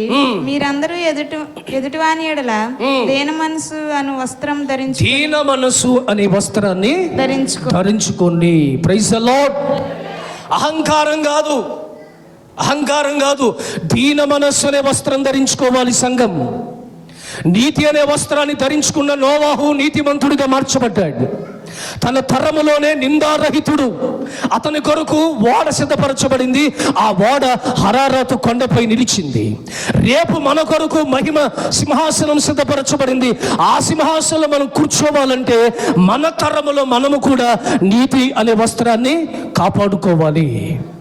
నోవాహు తరములో అందరూ చెడ్డవారై ఉన్నారు, కానీ నోవాహు నీతిమంతుడిగా ఉన్నాడు. తన తరములో తన నీతిమంతుడిగా ఉన్నట్టుగా మీ ఇంటిలో మీరు నీతిమంతులుగా మార్చబడుదురుగాక. ఈ తెలుగు చెర్ల గ్రామంలో మీరు నీతిమంతులుగా మార్చబడుదురుగాక. అదే ప్రకటన గ్రంథంలో రాసుంది, పరిశుద్ధునిగా ఉండనిమ్ము, అపవిత్రునిగానే ఉండు, వాని జీతం ఇవ్వడానికి ప్రభు రాబోతున్నాడు. అందుకే పరిశుద్ధులుగా ఉన్న మీరు పరిశుద్ధులుగానే ఉండండి. అపవిత్రుల వైపు చూసి మీ పవిత్రతను పాడు చేసుకోకండి. మీ సమీపస్తులు అయి ఉండొచ్చు, వాళ్ళు ప్రార్థనకి వెళ్ళే వాళ్ళు అయి ఉండొచ్చు, వాళ్ళని చూసి మీ భక్తిని పాడు చేసుకోకండి. స్తోత్రం.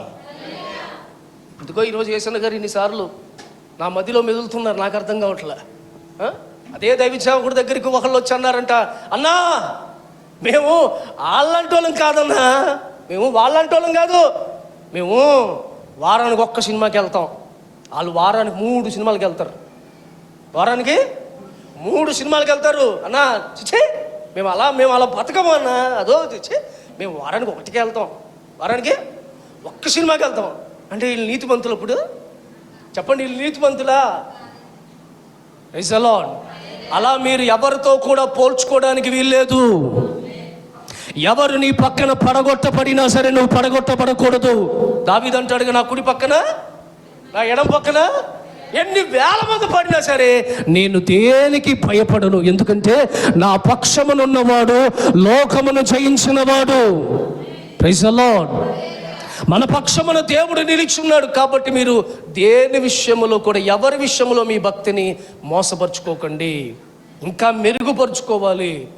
నీతిమంతులను చూడండి, పరిశుద్ధులను చూడండి, వాళ్ళ ప్రవర్తనను చూడండి, చూసి మీ భక్తిని ఇంకా మెరుగుపరుచుకోండి. దానియేలుకి మంచి స్నేహితులు ఉన్నారు. ఎవరు? ప్రార్థనాపరులు. ఏమండి, ప్రార్థనాపరులు. వేరే దేశానికి వెళ్ళినా అక్కడ కూడా ప్రార్థనాపరులు ఉన్నారు దానియేలుకి. అలా మనము ఆ ప్రార్థనా పరులతో సహవాసంలో ఉన్నాం అనుకోండి, నీతి అనే ఆ వస్త్రము, ఆ మెరుపునిచ్చే ఆ వస్త్రం ఎవ్వడూ దొంగలించడానికి వీలుండదు. రెండో వస్త్రం ఏది? 2 ఇప్పుడు చెప్పాక, ఏ వస్త్రం? దీన మనస్సు అనండి ఒకసారి. ఆ వస్త్రం కావాలి మనకి. మందిరంలోకి చెప్పులు ఎలా విడిచి లోపలికి వస్తామో, బయట మన గర్వాన్ని, మన అతిశయాన్ని, మన స్టేటస్ని, మన లెవెల్ని అన్నీ బయట వదిలిపెట్టేసి రిక్తులముగా, ఏమంటే తగ్గించుకున్న వాళ్ళముగా, లోపడిన వాళ్ళంగా మన లోపలికి రావాలి. Praise the lord. దీన వస్త్రాన్ని ధరించండి. చూడండి, మార్కు సువార్త 1వ అధ్యాయం 7వ వాక్యాన్ని చూడండి ఒకసారి. మార్కు సువార్త 1వ అధ్యాయం 7వ వాక్యం. మరొక యోహాను సువార్త 3:30 తీయండి. మార్కు సువార్త 1వ అధ్యాయం 7వ వాక్యం. మరియు అతడు, నాకంటే శక్తిమంతుడు ఒకడు నా వెనక వచ్చుచున్నాడు, నాకంటే శక్తిమంతుడు నా వెనక వచ్చుచున్నాడు, నేను వంగి ఆయన చెప్పుల వారిని విప్పుటకైనా నేను పాత్రుడను కాను. ఎవరి మాట చెప్తుంది? బాప్తీసం ఇస్తున్న యోహాను చెప్తున్నాడు. అప్పటికే పరిసయ్యులకు సద్దుకాయలకు బాప్తీసం ఇచ్చాడు. బాప్తీసం ఇచ్చినటువంటి ఈయన యేసుక్రీస్తు వారి ఎదుట ఏమంటున్నాడంటే, ఆయన చెప్పుల వారిని విప్పుటకు కూడా నేను. మరి యేసయ్యకి బాప్తీసం ఇచ్చింది ఎవరు? చెప్పండి, ఎవరు? యోహానే కదా. ఆ ప్లేస్లో మనం ఉంటే ఏం చేద్దాం? తెలుగు చెరలో ఎంట్రన్స్ ఉంటుంది చూసారా? ఎంట్రన్స్ ఇది భగత్ సింగ్ ఇక్కడ వాటర్ ట్యాంక్ దగ్గర కాదు, ఎంట్రన్స్లో పెద్ద కట్అవుట్ ఒకటి వేయించేవాళ్ళం. కట్అవుట్ ఒకటి వేయించి యేసయ్య ఫోటో చిన్నది పెట్టి, ఆయన ఫోటో చిన్నది పెట్టి, ఆయన బాప్తీసం ఇస్తున్నట్టు పెద్ద ఫోటో ఒకటి పెట్టుకునేవాళ్ళం. ఇది కరెంటు వైర్లకు తగిలి అంత ఫోటో, పైన కరెంటు వైర్లు ఉన్నాయి, కాకిలా కాలిపోతాం ముట్టుకుంటే, ఆ వైర్లకి తాకి అంత పెద్ద కట్అవుట్. స్తోత్రం. చూడండి, ఈరోజు చూడండి పాస్టర్లు కూడా పెద్ద ఫోటోలు, చివరిలో చిన్నది ఫోటో ఏమో, వేసే ఫోటో ఒకళ్ళు వేయాల్సి వస్తే చిన్న ఫోటో ఎంత పెడుతున్నారు. ఈ మధ్యన కొంతమంది పోయిన వాళ్ళ ఫోటో ఎడం వైపు, ఏసై ఫోటో కుడి వైపు పెడుతున్నారు. నాకు అర్థం కావట్లేదు, మరి ఇదేం జబ్బు? పెద్ద సంస్థల వల్ల పెద్ద దైవజనులు ఏది ఫోటోని ఆరాధించకూడదు అన్న వాళ్ళు కూడా చనిపోయిన ఫోటో పెట్టడం ఎందుకు? మరి ఫోటో పెట్టడం పక్కనట్టండి, కేకులు కట్ చేస్తారు పుట్టినరోజు అని చెప్పి. ఏ చచ్చిపోయిన వాడు పుట్టినరోజు ఏడుంది? ఏనా చచ్చిపోయిన మామూలుగా చచ్చిపోయినాడు వచ్చి ఇప్పుడు కేక్ కట్ చేస్తే పిలిస్తే లేచి వస్తాడా? ఓరే నాయన, ఆడికి తెలిసిన సువార్త మీకు అర్థం కాలేదు. స్తోత్రం. నాకు తెలుసు, యోహాన్ ఇక్కడే ఉన్నాడు. Praise the lord. చేతిలో చెప్పండి. పుట్టినరోజు చేస్తున్నారు పెద్ద మినిస్ట్రీలు, అపోస్తులని పేరు పెట్టుకుంటున్న సేవకులు ఉన్నారు చూసారా? మీరు ఒకసారి కొంచెం వాక్యం వైపుకి రండి. అపోస్తులని పేర్లు పెట్టుకున్న సేవకులు కూడా వాళ్ళ ఫోటోలు పైన పెట్టుకుంటున్నారు అలా చచ్చిపోయిన తర్వాత. ఎందుకు? ఇటు పక్కనేమో ఫోటో అంటే ఇటు చూస్తున్నాడు సమయాలు, ఇక్కడ ఏం లేవు. అటువైపు ఒక ఫోటోని, పాంప్లెట్కి ఇటువైపు ఒక ఫోటో పెట్టుకుంటున్నారు. స్తోత్రం. దీని గురించి మాట్లాడామనుకోండి దూషించాం. ఒక పెద్ద సేవకుడు అవమానపరుస్తావా, ఆ సేవకుడి దగ్గర నేర్చుకున్నావా, ఆ సేవకుడిని తిడతావా అంటే తప్పు చేస్తే ఎవరినైనా తిట్టాల్సిందే, తప్పదు కదా. పౌలు గారు అన్నారు కదా, బయట వాళ్ళ గురించి వదిలేండి రా బాబు, మనలో ఉన్న వాళ్ళని మనం సరి చేసుకుందాం అన్నాడా? అంటే మనలో ఉన్న వాళ్ళంటే మేమే కదా మరి అందరం, మరి సరి చేసుకోవాలి కదా. అంతేగాని కళ్ళపు తీసుకుని అలా చూస్తాం మేము కూడా ఫోటోలు ఇక్కడ కుడి వైపు ఒకటి ఎడం వైపు ఒకటి వేసుకోవాలని తిరుగుతామా? స్తోత్రం. ప్రభువే చెప్పాడు కదా, ఏ రూపమునైనను మీరు పూజించమన్నాడా? ఆకాశం అందే కానీ భూమి అందే కానీ భూమి కింద నీరు అందే కానీ ఏ రూపమును కూడా మీరు పూజించడానికి వీల్లేదు. దేవుడు ఆత్మ అయి ఉన్నాడు, దేవుడు వాక్ అయి ఉన్నాడు. స్తోత్రం. ఇక్కడ ఆరాధన చేస్తున్నప్పుడు ఇక్కడ ఉన్నారు, అదే ఆరాధన జరుగుతున్న పుల్లాయిగూడెం సంఘములో ఉన్నారు, అదే ఆరాధన చేస్తున్న పిప్పర సంఘములో ఉన్నారు, అదే ఆరాధన జరిగిన తాడేపులగూడెం మందిరంలో ఉన్నారు, అదే ఆరాధన జరుగుతున్న అమెరికాలో కూడా దేవుడు ఉన్నాడు, అదే ఆరాధన జరుగుతున్న పాకిస్తాన్లో కూడా ప్రభువు ఉన్నాడు. పాకిస్తాన్లో కూడా చర్చలు కట్టేశారు తెలుసా మీకు? అక్కడ కూడా మందిరాలు ప్రారంభించబడి అక్కడ కూడా ఆరాధనలు జరుగుతున్నాయి. స్తోత్రం. సర్వాంతర్యామి మన యేసయ్య, సర్వ జగత్ రక్షకుడైన, సర్వేశ్వరుడైన, సర్వమును కలిగినవాడు, సర్వమును ఎరిగినవాడు, సర్వాంతర్యామి మన యేసుక్రీస్తు వారు. Praise the lord. దీన వస్త్రమును ధరించుకోవాలి. యోహాను ఏం చేశాడండి? బాప్తీసం ఇచ్చిన యేసయ్యకు బాప్తీసం ఇచ్చినా కూడా ఆయన చెప్పుల వారిన విప్పుటకైనా నేను అతను కాదయ్యా. ఎంత గొప్ప మాట ఇది, ఎంత తగ్గింపు స్వభావం. చూడండి యోహాను సువార్త 3వ అధ్యాయం 30వ వాక్యం చదవండి. యోహాను సువార్త 3:30, 3వ అధ్యాయం 30వ వాక్యం త్వరగా.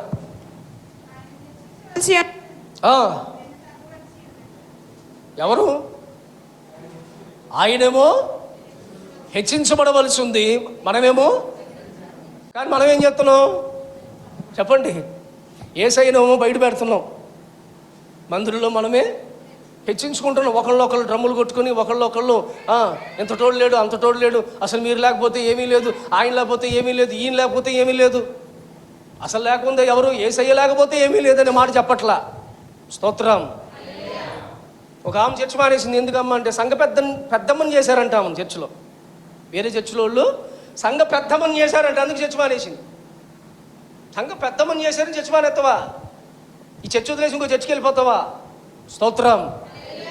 ఓ పాస్టర్ గారు వాక్యం చెప్తున్నప్పుడు ఏమండి ఒక సేవకుని పిలిచాడు, ఆ సేవకుని కూర్చోబెట్టిన తర్వాత ఇప్పుడు దైవజనులు వాక్య పరిచర్య చేస్తారని చెప్పి మైక్ ఇచ్చేసాడు. వాక్యం చెప్పాలి కదండి. సేవకుడు వచ్చినాడు, వాక్యం మైక్ తీసుకుని, నన్ను మీ సేవకులు ఎలా పిలవాలో కూడా తెలియదు, అగౌరవపరిచారు నన్ను కేవలం దైవజనుడు అంటాడా? నేను దైవజనుడు మాత్రమేనా? రెవరెండ్ డాక్టర్ బిషప్ పోప్, తాలింపాప్ కాదు, లాలీపప్పు కాదు,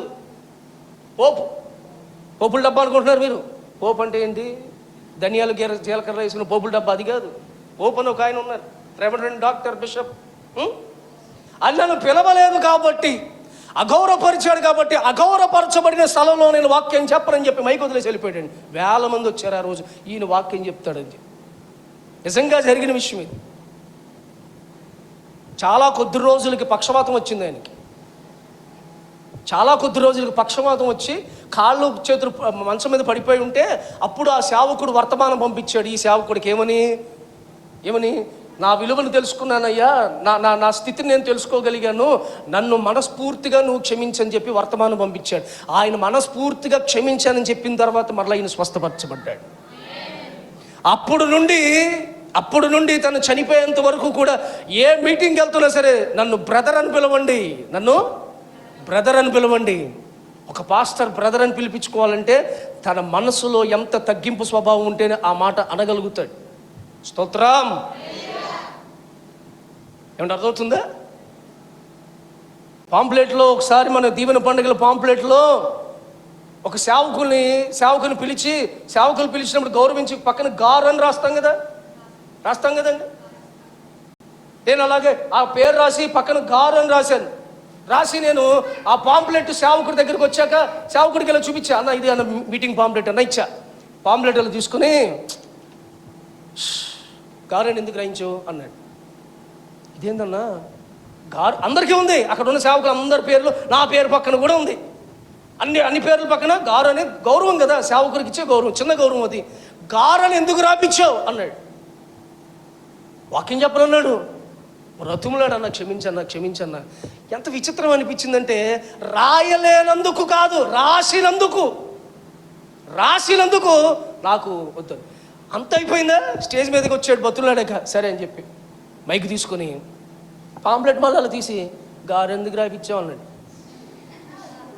ఏంటి అందరి మధ్యలో, కొన్ని వేల మంది మధ్యలో లేచి నిలబడి నేను అన్న క్షమించాను మళ్ళీ దండం పెట్టా.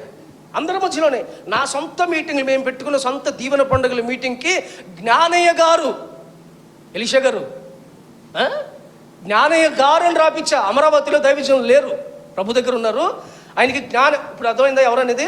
జ్ఞానయ్య గారు అని రాపించా. ఆ సేవకుడికి జ్ఞానయ్య అని రాయాలి అంతే, గారు అని రాయకూడదు. ఏమన్నాడు తెలుసా, నా గుండెలు పగిలిపోయే విషయం, నేను కళ్ళల్లో నీళ్ళు వచ్చి ఇప్పుడుగా మాట గుర్తొచ్చిన భయం వేస్తుంది. ఏంటంటే ఏమన్నాడు తెలుసా, నాన్నగారు అని పిలుస్తాడు ఆయన.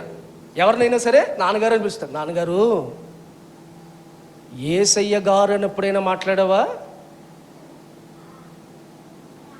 నీ సొంత ఇంట్లో వ్యక్తిలాగా యేసయ్య అంటావు కదా, యేసయ్య గారు అని ఆయననే పిలవనప్పుడు నన్నెందుకు జ్ఞానయ్య గారు అని పిలవాలి? నా గుండెలు బద్దలైపోయినాయి ఆ రోజు. స్టిల్ టుడే ఈ రోజు కూడా మాటకు నేను అసలు ఆశ్చర్యపడిపోతాను. అలాంటి సేవకులు ఉన్నారా? ఇలాంటి దైవజనులు ఇంకా ఇంత గొప్ప సేవ చేసి ఇలాంటి వాళ్ళు ఉన్నారా? నిజమే కదా, మనం ఎప్పుడు యేసయ్య యేసయ్య యేసయ్య యేసయ్య అంటాం, కానీ యేసయ్య గారని ఆయన్ని కూడా మనం గౌరవించాం కదా. మరి మనకెందుకండి గర్వం, అతిశయం, పొగరు, పేరు? చేయలేకపోతే రావా, డబల్ బెడ్రూము మంచి డీలక్స్ రూమ్ బుక్ చేస్తే కానీ మీటింగ్లకు రారా, కారు పంపిస్తే కానీ మీటింగ్లకు రారా, ఏసీ ఉంటే కానీ మీటింగ్లో వాడబడరా, స్టేజ్ మీదకి వస్తున్నప్పుడు దండలు ఎత్తే కానీ లోపలికి రావా, గట్టిగా చప్పట్లు కొట్టి నేను పొగిడితే కానీ నువ్వు వాక్యం చెప్పవా? ఒక సేవకుడు చేయలేదంటే ఇలా చూసి నా వైపు పైనుండి కింద చూశాడు. ఏదో నేను చాలా నీచమైన వాళ్ళగా నన్ను పైనుండి కింద చూసి, కుర్చీ కూడా ఇరా సేవకులు వస్తే అన్నా. మాకు ఎప్పుడు నుండి కింద కూర్చోవడం అలవాటు అయిపోయి పొరపాటున వేయలేదయ్యా అన్నా. మీరు కింద కూర్చోండి, మేము కుర్చీలో కూర్చుంటే, నేను అలా కింద కూర్చున్నా, ఆయన కుర్చీలో కూర్చున్నా. నా పక్కనే ఆయన కాళ్ళు నాకు నేను కూర్చున్నప్పుడు నాకు తగులుతున్నాయి ఆయన కాళ్ళు. ఆయన పక్కనే కూర్చున్నా. నేను పిలిచింది నేనే. రాజమండ్రిలో పెద్ద మీటింగ్ జరిగితే హోల్ నైట్కి వాక్యం చెప్తానికి వెళ్ళానండి. ఇవన్నీ వాస్తవాలు చెప్తున్నాను మీకు, ఏం కథలు చెప్పాల్సిన పని ఏం కాదు. రాజమండ్రిలో మీటింగ్కి వెళ్తే, హోల్ నైట్లో వాక్యం చెప్తానికి వెళ్తే, చుట్టూ ఒక 30 దైవజనులు ఉన్నారండి. ఎంతమంది? ఓ 30 మంది సేవకులు ఉన్నారు. నేనే స్పీకర్. అక్కడ వాక్యం చెప్పడానికి నన్ను పిలిచారు. పెద్దోళ్ళు, తల పండిపోయిన వాళ్ళు అందరూ ఉన్నారు అక్కడ. అందరూ కింద కూర్చున్నారు, అందరు కిందే కూర్చున్నారు. చక్కగా అలా కూర్చున్నారు, రౌండ్గా కూర్చున్నారు. ఎదురుగుండా సంఘం, పెద్ద సంఘం. రాజమండ్రిలో కొన్ని 100 మంది, హోల్ నైట్కి 100 మంది వచ్చి, నేను చూడలేదు ఇప్పుడు అంతమంది వచ్చారు. వాక్యం చెప్తానికి వెళ్ళా, నన్ను చేరేశారు, మధ్యలో కుర్చీ వేశారు. నాకు కుర్చీ వేసి కూర్చోండి అన్నారు. నేను కూర్చున్నానండి. కుర్చీలో కూర్చున్నాక నాలో నా మనసు గద్దిస్తుంది నన్ను. నీకెంత అతిశయమా, నీకెంత అతిశయపడిపోతున్నావా? ఇంతమంది మధ్యలో నేను పిలిచి ఇక్కడ నిలబెట్టానని చెప్పి నువ్వు అతిశయపడుతున్నావా? నా మనసు నాకు గద్దించింది. వెంటనే కుర్చీలో పక్క తీసి కింద కూర్చునిపోయాను. వెంటనే కింద కూర్చుంటే ఆ రోజు జరిగిన విషయం ఏంటో తెలుసా అండి? ఓ సేవకుడు, నన్ను బట్టి ఒక సేవకుడు కూడా తన మనసును మార్చుకోగలిగాడు. నేను భోజనం చేస్తుంటే ఆ సేవకుని దగ్గరికి వచ్చి, అన్న నాకు లేట్ అయిపోతే ఒక మాట మీకు చెప్పాలనిపించి చెప్పేసి వెళ్ళిపోతాను. ఏంటంటే, అన్న ఏం లేదు, మీరు గెస్ట్ కింద వచ్చారు ఈ మీటింగ్కి, మీరే గెస్ట్, స్పీకర్ మీరే, చైర్లో కూర్చున్నారు. మీరు కూర్చున్న తర్వాత ఎందుకో మరి నేను అలా చూస్తున్నాను, మీ దగ్గర కాఫీ తీసుకొద్దామని మిమ్మల్ని చూసే లోపల చైర్ పక్కన పెట్టి కింద కూర్చున్నారు. నా మనసు అనిపించింది, ఓ సేవకుడు ఇంత తగ్గించుకుంటే ఇంతగా హెచ్చించబడతాడు. మీరు ఈ రోజున ఇక్కడ ఇలా వాడబడుతున్నారు. మీ వయసు చాలా చిన్నది, కానీ ఇలా వాడబడుతున్నారంటే ఈ వాడబడడానికి వాక్కు ఒకటే కాదు కారణం, దాని వెనకున్న విధేయత కూడా కారణం అని గ్రహించానని చెప్పి ఆ సేవకుడు సాక్ష్యం చెప్తే అతను మనసు మార్చుకుని నాకు ఆశ్చర్యం కలిగింది. ప్రభు మన ద్వారా పాఠాలు నేర్పిస్తాడు అనేక మందిని. మన ద్వారా సందర్భంలో మనల్ని ఒక పాత్రగా వాడుకొని ఎందరినో దేవుడు తన వైపుకు మలుచుకుంటాడు. ఆ సందర్భాన్ని నువ్వు పాడు చేయడానికి వీల్లేదు. ఆ సందర్భాన్ని సద్వినియోగపరుచుకుని దేవుని సాధనంగా వాడబడితే మనం జన్మధన్యమవుతుంది, మనం దీవించబడతాం. Praise the lord. తను తాను తగ్గించుకున్నవాడు. ఇప్పుడు ఇన్ని మాటలు చెప్తున్నానా, ఫిలిప్పీలకు రాసిన పత్రికలో ఏమని ఉంటుంది? తాను పొందిన శ్రమల చేత ఆయన విధేయత నేర్చుకొనెను అని రాసుంది. ఎవరు? చూడండి ఒకసారి ఆ మాట. ఫిలిప్పీలకు రాసిన పత్రిక 2:8. ఫిలిప్పీలకు రాసిన పత్రిక 2వ అధ్యాయం 8వ వాక్యం. త్వరగా 2వ అధ్యాయం 8వ వాక్యం.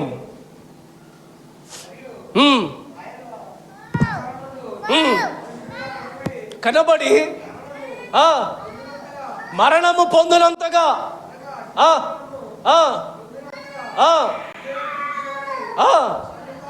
తన్ను తానే తగ్గించుకున్నాడు. ఎవరైనా ఈయనెవరైనా యేసుక్రీస్తు వారు కదా. సిలువ మరణం పొందింది ఎవరండి? యేసయ్య కదా.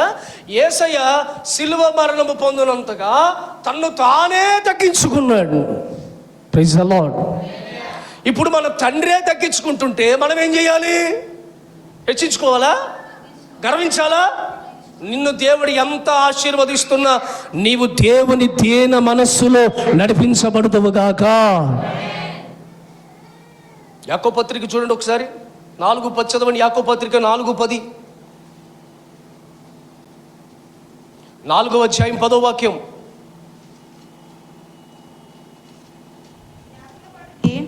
దుఃఖపడుడి, ఏడువుడి, మీ నవ్వు ప్రభు దృష్టికి మిమ్మల్ని మీరు తగ్గించుకొనుడి, అప్పుడు ఆయన మిమ్మల్ని హెచ్చిస్తాడు. దావీదు ఎంతో తగ్గించుకున్నాడండి. నేను ఎక్కడి నుండి వచ్చానో, సింహాసనం కూర్చున్నా, సింహాసనం దేవుడు కూర్చోబెట్టే దావీదు, నేను ఎక్కడి నుండి వచ్చా? గొర్రెల దొడ్డిలో కాపరిగా ఉండేవాడు నేను. అక్కడి నుండి దేవుడు నన్ను ఇక్కడికి తీసుకొచ్చాడు. ఈ స్థితి కాదు, నా మొదటి స్థితి నేను జ్ఞాపకం చేసుకుంటున్నా. సంఘము ఎప్పుడూ కూడా మొదటి స్థితిని జ్ఞాపకం చేసుకోవాలి. 10 రూపాయలు ఉన్నప్పుడు ఎలా ఉన్నాం, 10,000 ఉన్నప్పుడు ఎలా ఉంటున్నాం? చూడండి, మనిషి హెచ్చించబడడానికి కారణం ఏంటి తెలుసా? హెచ్చులకు వెళ్ళడానికి కారణం తెలుసా? డబ్బే. బంగారం వేసుకునే వాళ్ళు ఎలా ఉంటారు చూడండి. పురుషులు బ్రాస్లెట్ వేసుకు, ఈ మధ్యన ఒక ఆయన బ్రాస్లెట్ వేసి కనపడ్డాడు. ఈ మధ్యన అంటే నిన్నే కనిపించాడు. బ్రాస్లెట్ వేసుకుని నాకు ఏలూరు మిలిటరీ హోటల్ దగ్గర నుండి నాకు ఇష్టమని చెప్పి కర్రీ తీసుకొచ్చి అన్న ఇదిగో కర్రీ అని చెప్పి నాకు ఇచ్చి ఇలా అంటున్నాడు. పెళ్ళయి అత్తగారి ఇల్లు ఏలూరుకి వెళ్ళాడు. ఆవిడ మిసెస్ ప్రెగ్నెంట్ అనమాట. చూసుకోవాలి. దేవునికి స్తోత్రం. హల్లెలూయా. ఇందు మూలంగా మీరు ఏం కలవరపడాల్సిన అవసరం లేదు. దానిపైన టెంపర్ గ్లాస్ అనేది ఏదో ఒకటి ఉంటుందిగా, మీరు ధరించారేదాన్ని. ధరిస్తే చింతపడాల్సిన అవసరం లేదు. చింత యావత్తు వాడి మీద వేసేయండి. దేవునికి స్తోత్రం. టెంపర్ గ్లాసు లేకపోతే చింతించాలి. డిస్ప్లే పరిస్థితి ఏంటని. కాబట్టి మనకి ఎలాంటి ఇబ్బంది ఏం లేదు. దాని ముందు వెనకాల భద్రతలు కల్పించబడ్డాయి కాబట్టి భరోసాగా మనం చక్కగా ముందుకెళ్ళచ్చు. అలా అని చెప్పి మాటికి పైనుండి కిందకి విసిరేసి దాన్ని పరిశీలన చేయాలని చేయకూడదు. అడవడు బుద్ధిలేనోడు వాటర్ ప్రూఫ్ ఉందని చెప్పి వాటర్లో పడేసాడంట.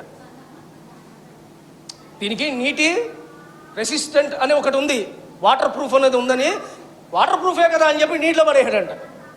అయ్యేమో వేడి నీళ్ళు. ఏ నీళ్ళు అయ్యి? వేడి నీళ్ళు. తీర్థానికి లేదు, చేయి కాలిపోతుంది అయ్యగారికి. మగ్గెట్టి మొత్తానికి బయటికి లాగేసరికి ఫోన్ కాలిపోయింది. అంత వేడి నీళ్ళు బకెట్ అక్కడ పెట్టింది అమ్మగారు. వేడి నీళ్ళు పాపం. మనోడు ఏం కాదురా నాది నీళ్ళు పోనరా అని చెప్పి నీళ్ళు పడేసాడు. తీద్దామంటే తోలు ఉడిపోతుంది. నీ చేతికి ఏ తోలు ఉడిపోతే దీని పరిస్థితి ఏంటి? మరి కాలిపోయింది. మళ్ళీ మనోడు పని కట్టుకుని వెళ్ళి ఏదో తెలియనోడు అమాయకుల్లాగా, మరి ఇది ఏదో నీటిలో పడిందండి, మరి నువ్వు నీటిలో వేయలేదు బాబాలు చెప్పేసాను. నువ్వు నీటిలో వేయలేదమ్మా, వేడి నీళ్ళు వేసో తెలిసిపోతుంది, మొత్తం లోపలంతా మెల్ట్ అయిపోయినాయి అన్నాడు.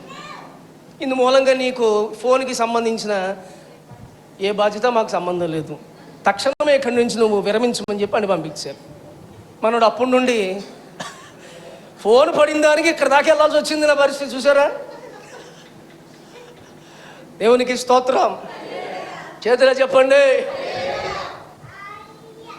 ఒక సబ్జెక్ట్ వినండి జాగ్రత్తగా, సబ్జెక్ట్ వినండి జాగ్రత్తగా. ఏం చేస్తున్నాడు చెప్పండి పురుషులు? ఏదైనా కొంచెం ఒక గొలుసు వచ్చిందనుకోండి, ఈ గొలుసు పొట్టి గొలుసు కనపడాలిగా, పొట్టి గొలుసు కనపడాలని చెప్పి బట్టలు తీసి మాటికి స్తోత్రం. చూడండి, ఉంగరం ఉందనుకోండి, మాటికి ఏమంటాడు? తిట్ట అనుకుంటూ ఉంటాడు. స్తోత్రం. 10 రూపాయలు ఉన్నప్పుడు దేవుడు నిన్ను ఎట్లా పోషించాడో 10,000 దగ్గర ఉన్నా కూడా నిన్ను దేవుడు పోషిస్తాడు. పోషించేది దేవుడు ఒక్కడే, నేను హెచ్చిస్తుంది దేవుడు ఒక్కడే, కనపరుస్తుంది దేవుడు ఒక్కడే, గొప్ప చేస్తుంది దేవుడు ఒక్కడే. కనుక ఆయనకి ఆ ప్లేస్ ఇచ్చి మనం హ్యాపీగా ఆయన పాదాల దగ్గర కూర్చుంటే చాలు. అర్థమైందండి? దేవునికి ఇవ్వాల్సిన ప్లేస్లో ఆయన పెట్టేసేయండి. ఎవ్రీ హానర్, ప్రతి ఘనత దేవునికే చెల్లును గాక అని దేవుని ముందు పెట్టుకోండి. దేవుడు ఇంకా ఇంకా ఇంకా ఇంకా ఇంకా మిమ్మల్ని పైకి లేపుతూనే ఉంటాడు. ఇంకా నీ కుటుంబాన్ని దేవుడు హెచ్చిస్తాడు, ఇంకా నీ వ్యాపారాన్ని అభివృద్ధి పరుస్తాడు, ఇంకా నీ ఉద్యోగాన్ని అభివృద్ధి పరుస్తాడు, ఇంకా నీ కుటుంబాన్ని హెచ్చిస్తాడు, నీ రాబడిని ఇంకా హెచ్చిస్తాడు, నీ కుటుంబ పరిస్థితులన్నీ కూడా, ఆర్థిక స్థితులన్నీ కూడా మెరుగుపరిచి నిన్ను ఉన్నతమైన స్థితిలో నా దేవుడు నిలబెట్టునుగాక. అట్టి ఆశీర్వాదాలకు మీరు వారసులగుదురుగాక. ఇప్పుడు తగ్గించుకున్నాం. 10,000 కట్ట చేపలు ఉన్నప్పుడు ఇంకా అసలు మనం ఎవరితో మాట్లాడం, ఎవరిని చూడం. ఫోన్లోకి 50,000 ఉన్నాయనుకో, అకౌంట్లో 50,000 అకౌంట్లో ఉన్నాయనుకో, ఎవరిని ఫోన్ చేసి, తమ్ముడు కొంచెం ఇబ్బందిగా ఉందిరా, ఒక 500 ఉంటే చూడరా అంటే, 500 నా దగ్గర ఎక్కడ ఉన్నాయి? నా దగ్గర నాకంటే ముందు ఉన్నారు, 5 రూపాయలు కూడా లేవు నా దగ్గర. స్తోత్రం. హెచ్చులకు వెళ్ళకండి. ఒక ఆయన ఏమన్నాడు తెలుసా? హెచ్చులకు వెళితే పెచ్చులు పోతాయి అన్నాడు. ఏమవుతుంది? హెచ్చులకు వెళితే పెచ్చులు ఊడిపోతాయి అన్నాడు. అది ఎంతగా ఎన్ని ఆశీర్వాదాలు వచ్చినా దేవుని బలిష్టమైన రెక్కల క్రింద దీన మనస్సనే వస్త్రము ధరించుకోండి. స్తోత్రం. హెచ్చించబడ్డాడు సౌలు, తను తాను హెచ్చించుకున్నాడు, రాజ్యమే కోల్పోయింది. తను తాను తగ్గించుకున్నాడు. దావీదు అన్నాడు, సౌలుకి దూరమైనట్లుగా నీకు నా కృప దూరము కానివ్వను, శాశ్వత కాలము నా కృప నీకు తోడై ఉంటుందని దావీదుకి దేవుడు వాగ్దానం చేశాడు. దావీదుతో అంటాడు, దావీదా నువ్వు లేకపోయినా నీ సింహాసనం శాశ్వత కాలం ఉంటుంది. ఆ దావీదు సింహాసనమే దేవుడు అధిష్ఠించాడండి. ఇప్పుడు ఆ సింహాసనం దావీదిదే. దేవుడు అంతగా హెచ్చించాడు. అందుకే మరలా చెప్తున్నా, ఏ గోతిలో నుండి తీయబడ్డాము, అర్థమవుతుందా? ఎక్కడ నుండి తీయబడ్డాము, ఎక్కడ నుండి దేవుడు మనల్ని పైకి లేవనెత్తాడు, ఆ మొదటి స్థితి ఎన్నడూ మర్చిపోకండి.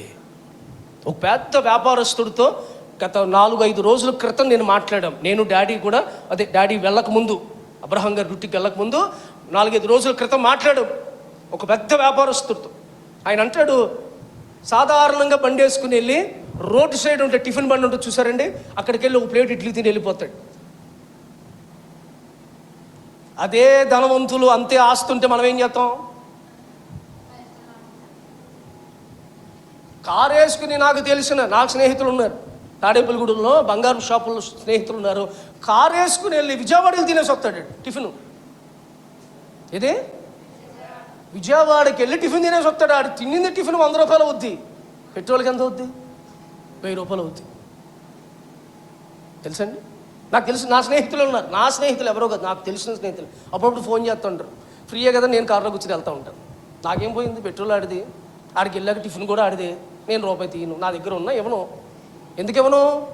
అలాంటివాడికి ఇవ్వకూడదు కదండి, అలాంటివాడికి ఇవ్వకూడదు. అదే లేని వాళ్ళు ఉన్నారు, వాళ్ళకి ఇచ్చినా మంచిది. స్తోత్రం. హల్లెలూయా. ఈ మధ్యలో ఫోన్ చేశాడు, కటింగ్కి వెళ్తాను వస్తావా అన్నాడు. నేను ఆల్రెడీ కటింగ్ చేయించుకున్నానయ్యా, నేను రాలేనులే అన్నా. ఎక్కడికన్నా కటింగ్ అండి, విజయవాడ వెళ్తాను, కటింగ్ షాప్కి విజయవాడ వెళ్తాడు. స్తోత్రం. మీరు అలా దీవించబడినా సరే, వాళ్ళ ఊర్లో శుభ్రంగా 4 అద్దాలు వేసి ఉంటాయి, చుట్టూ 4 అద్దాలు వేసి ఉంటాయి, ఎటు తిరిగినా మనమే కనపడతాం. అంతకన్నా గొప్ప భాగ్యం ఏమని చెప్పండి? అంతకన్నా గొప్ప భాగ్యం ఉంది.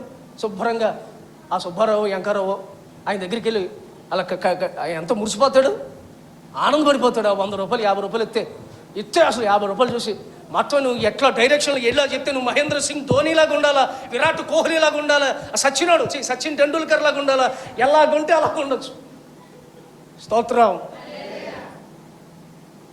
నన్ను నేను తగ్గించుకుంటున్నాను, అలాగే సంఘమైన మీరు కూడా మిమ్మల్ని మీరు తగ్గించుకోండి.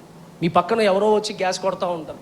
సిస్టర్ ఏం పాట పాడేవు సిస్టర్, నువ్వు పాడుతుంటే అసలు నాకు నిజంగా నా చెవుల్లో ఎంతో ఆనందకరంగా నా మదంతా నిండిపోయింది అయ్యే చెప్తా ఉంటాను. అప్పుడు యేసు నామములో సైతానా పో ఇక్కడ ఉండాలి. సైతానా అంటావా నన్ను? నువ్వే సైతానువే. నాకు ఒకరోజు ఫోన్ చేసి చర్చిలో విశ్వాసి, మన వాళ్ళు మహా తెలివైన వాళ్ళు కదా, నాకు వివాహం కాలప్పుడు ఫోన్ చేసి వాళ్ళే చెప్పారు ఈరోజు వాక్యం, అస్సలు వాక్యం చెప్తుంటే మిమ్మల్నే చూడబుద్ధి చేస్తుందని. నాకు అర్థమైపోయింది, సైతాన్ ఆవరించింది బిడ్డలోకి.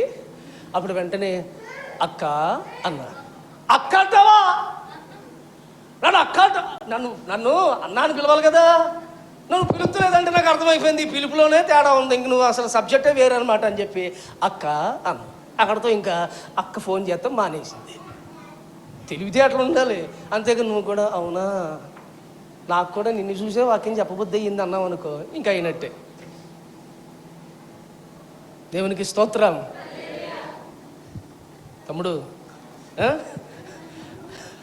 కొంచెం సంపాదించినప్పుడు ఆ పంచదార చుట్టూ తిరుగుతూ ఉంటాయి, ఆ బెల్లం కనపడుతుంది. ఇప్పుడు ఆ బెల్లం చుట్టూ రాయి వేసేసామనుకో, ముందే తాడు కట్టేసామనుకో, ఇంకా పడుంటాడని చెప్పి బెల్లం చుట్టూ తిరుగుతూ ఉంటాయి.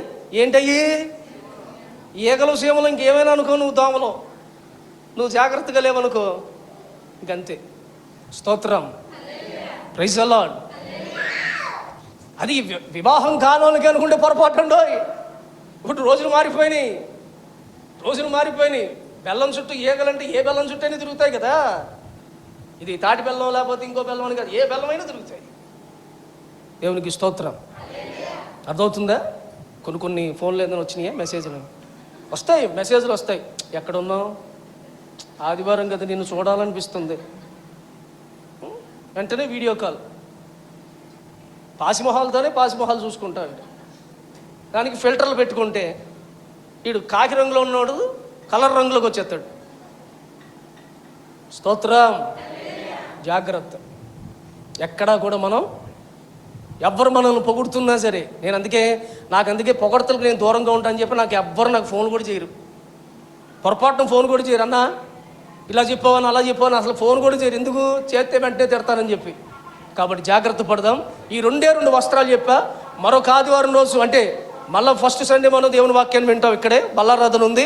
మొదటి ఆదివారం రోజు ఇంకొన్ని వస్త్రాల గురించిన విని ఆ వస్త్రముల నుండి పెండ్లి వస్త్రం దగ్గరికి మనం వెళదాం. దేవునికి స్తోత్రం. హల్లెలూయా. దేవుడు అట్టి కృప మనందరికీ ఇచ్చి వాక్యము చేత ప్రభు మనల్ని ఆశీర్వదించునుగాక. అందరూ మోకరించండి, ప్రార్థన చేసుకుందాం. నీతి వస్త్రాన్ని ధరించుకోవాలి. నీతి వస్త్రము విశ్వాసము వల్ల మనం సంపాదించుకుంటాం. నీతి వస్త్రము బాప్తీసము పొందుట ద్వారా, నీతి వస్త్రము శ్రేష్టమైన అర్పణ అర్పించుట ద్వారా, నీతి వస్త్రము యేసు రక్తము ద్వారా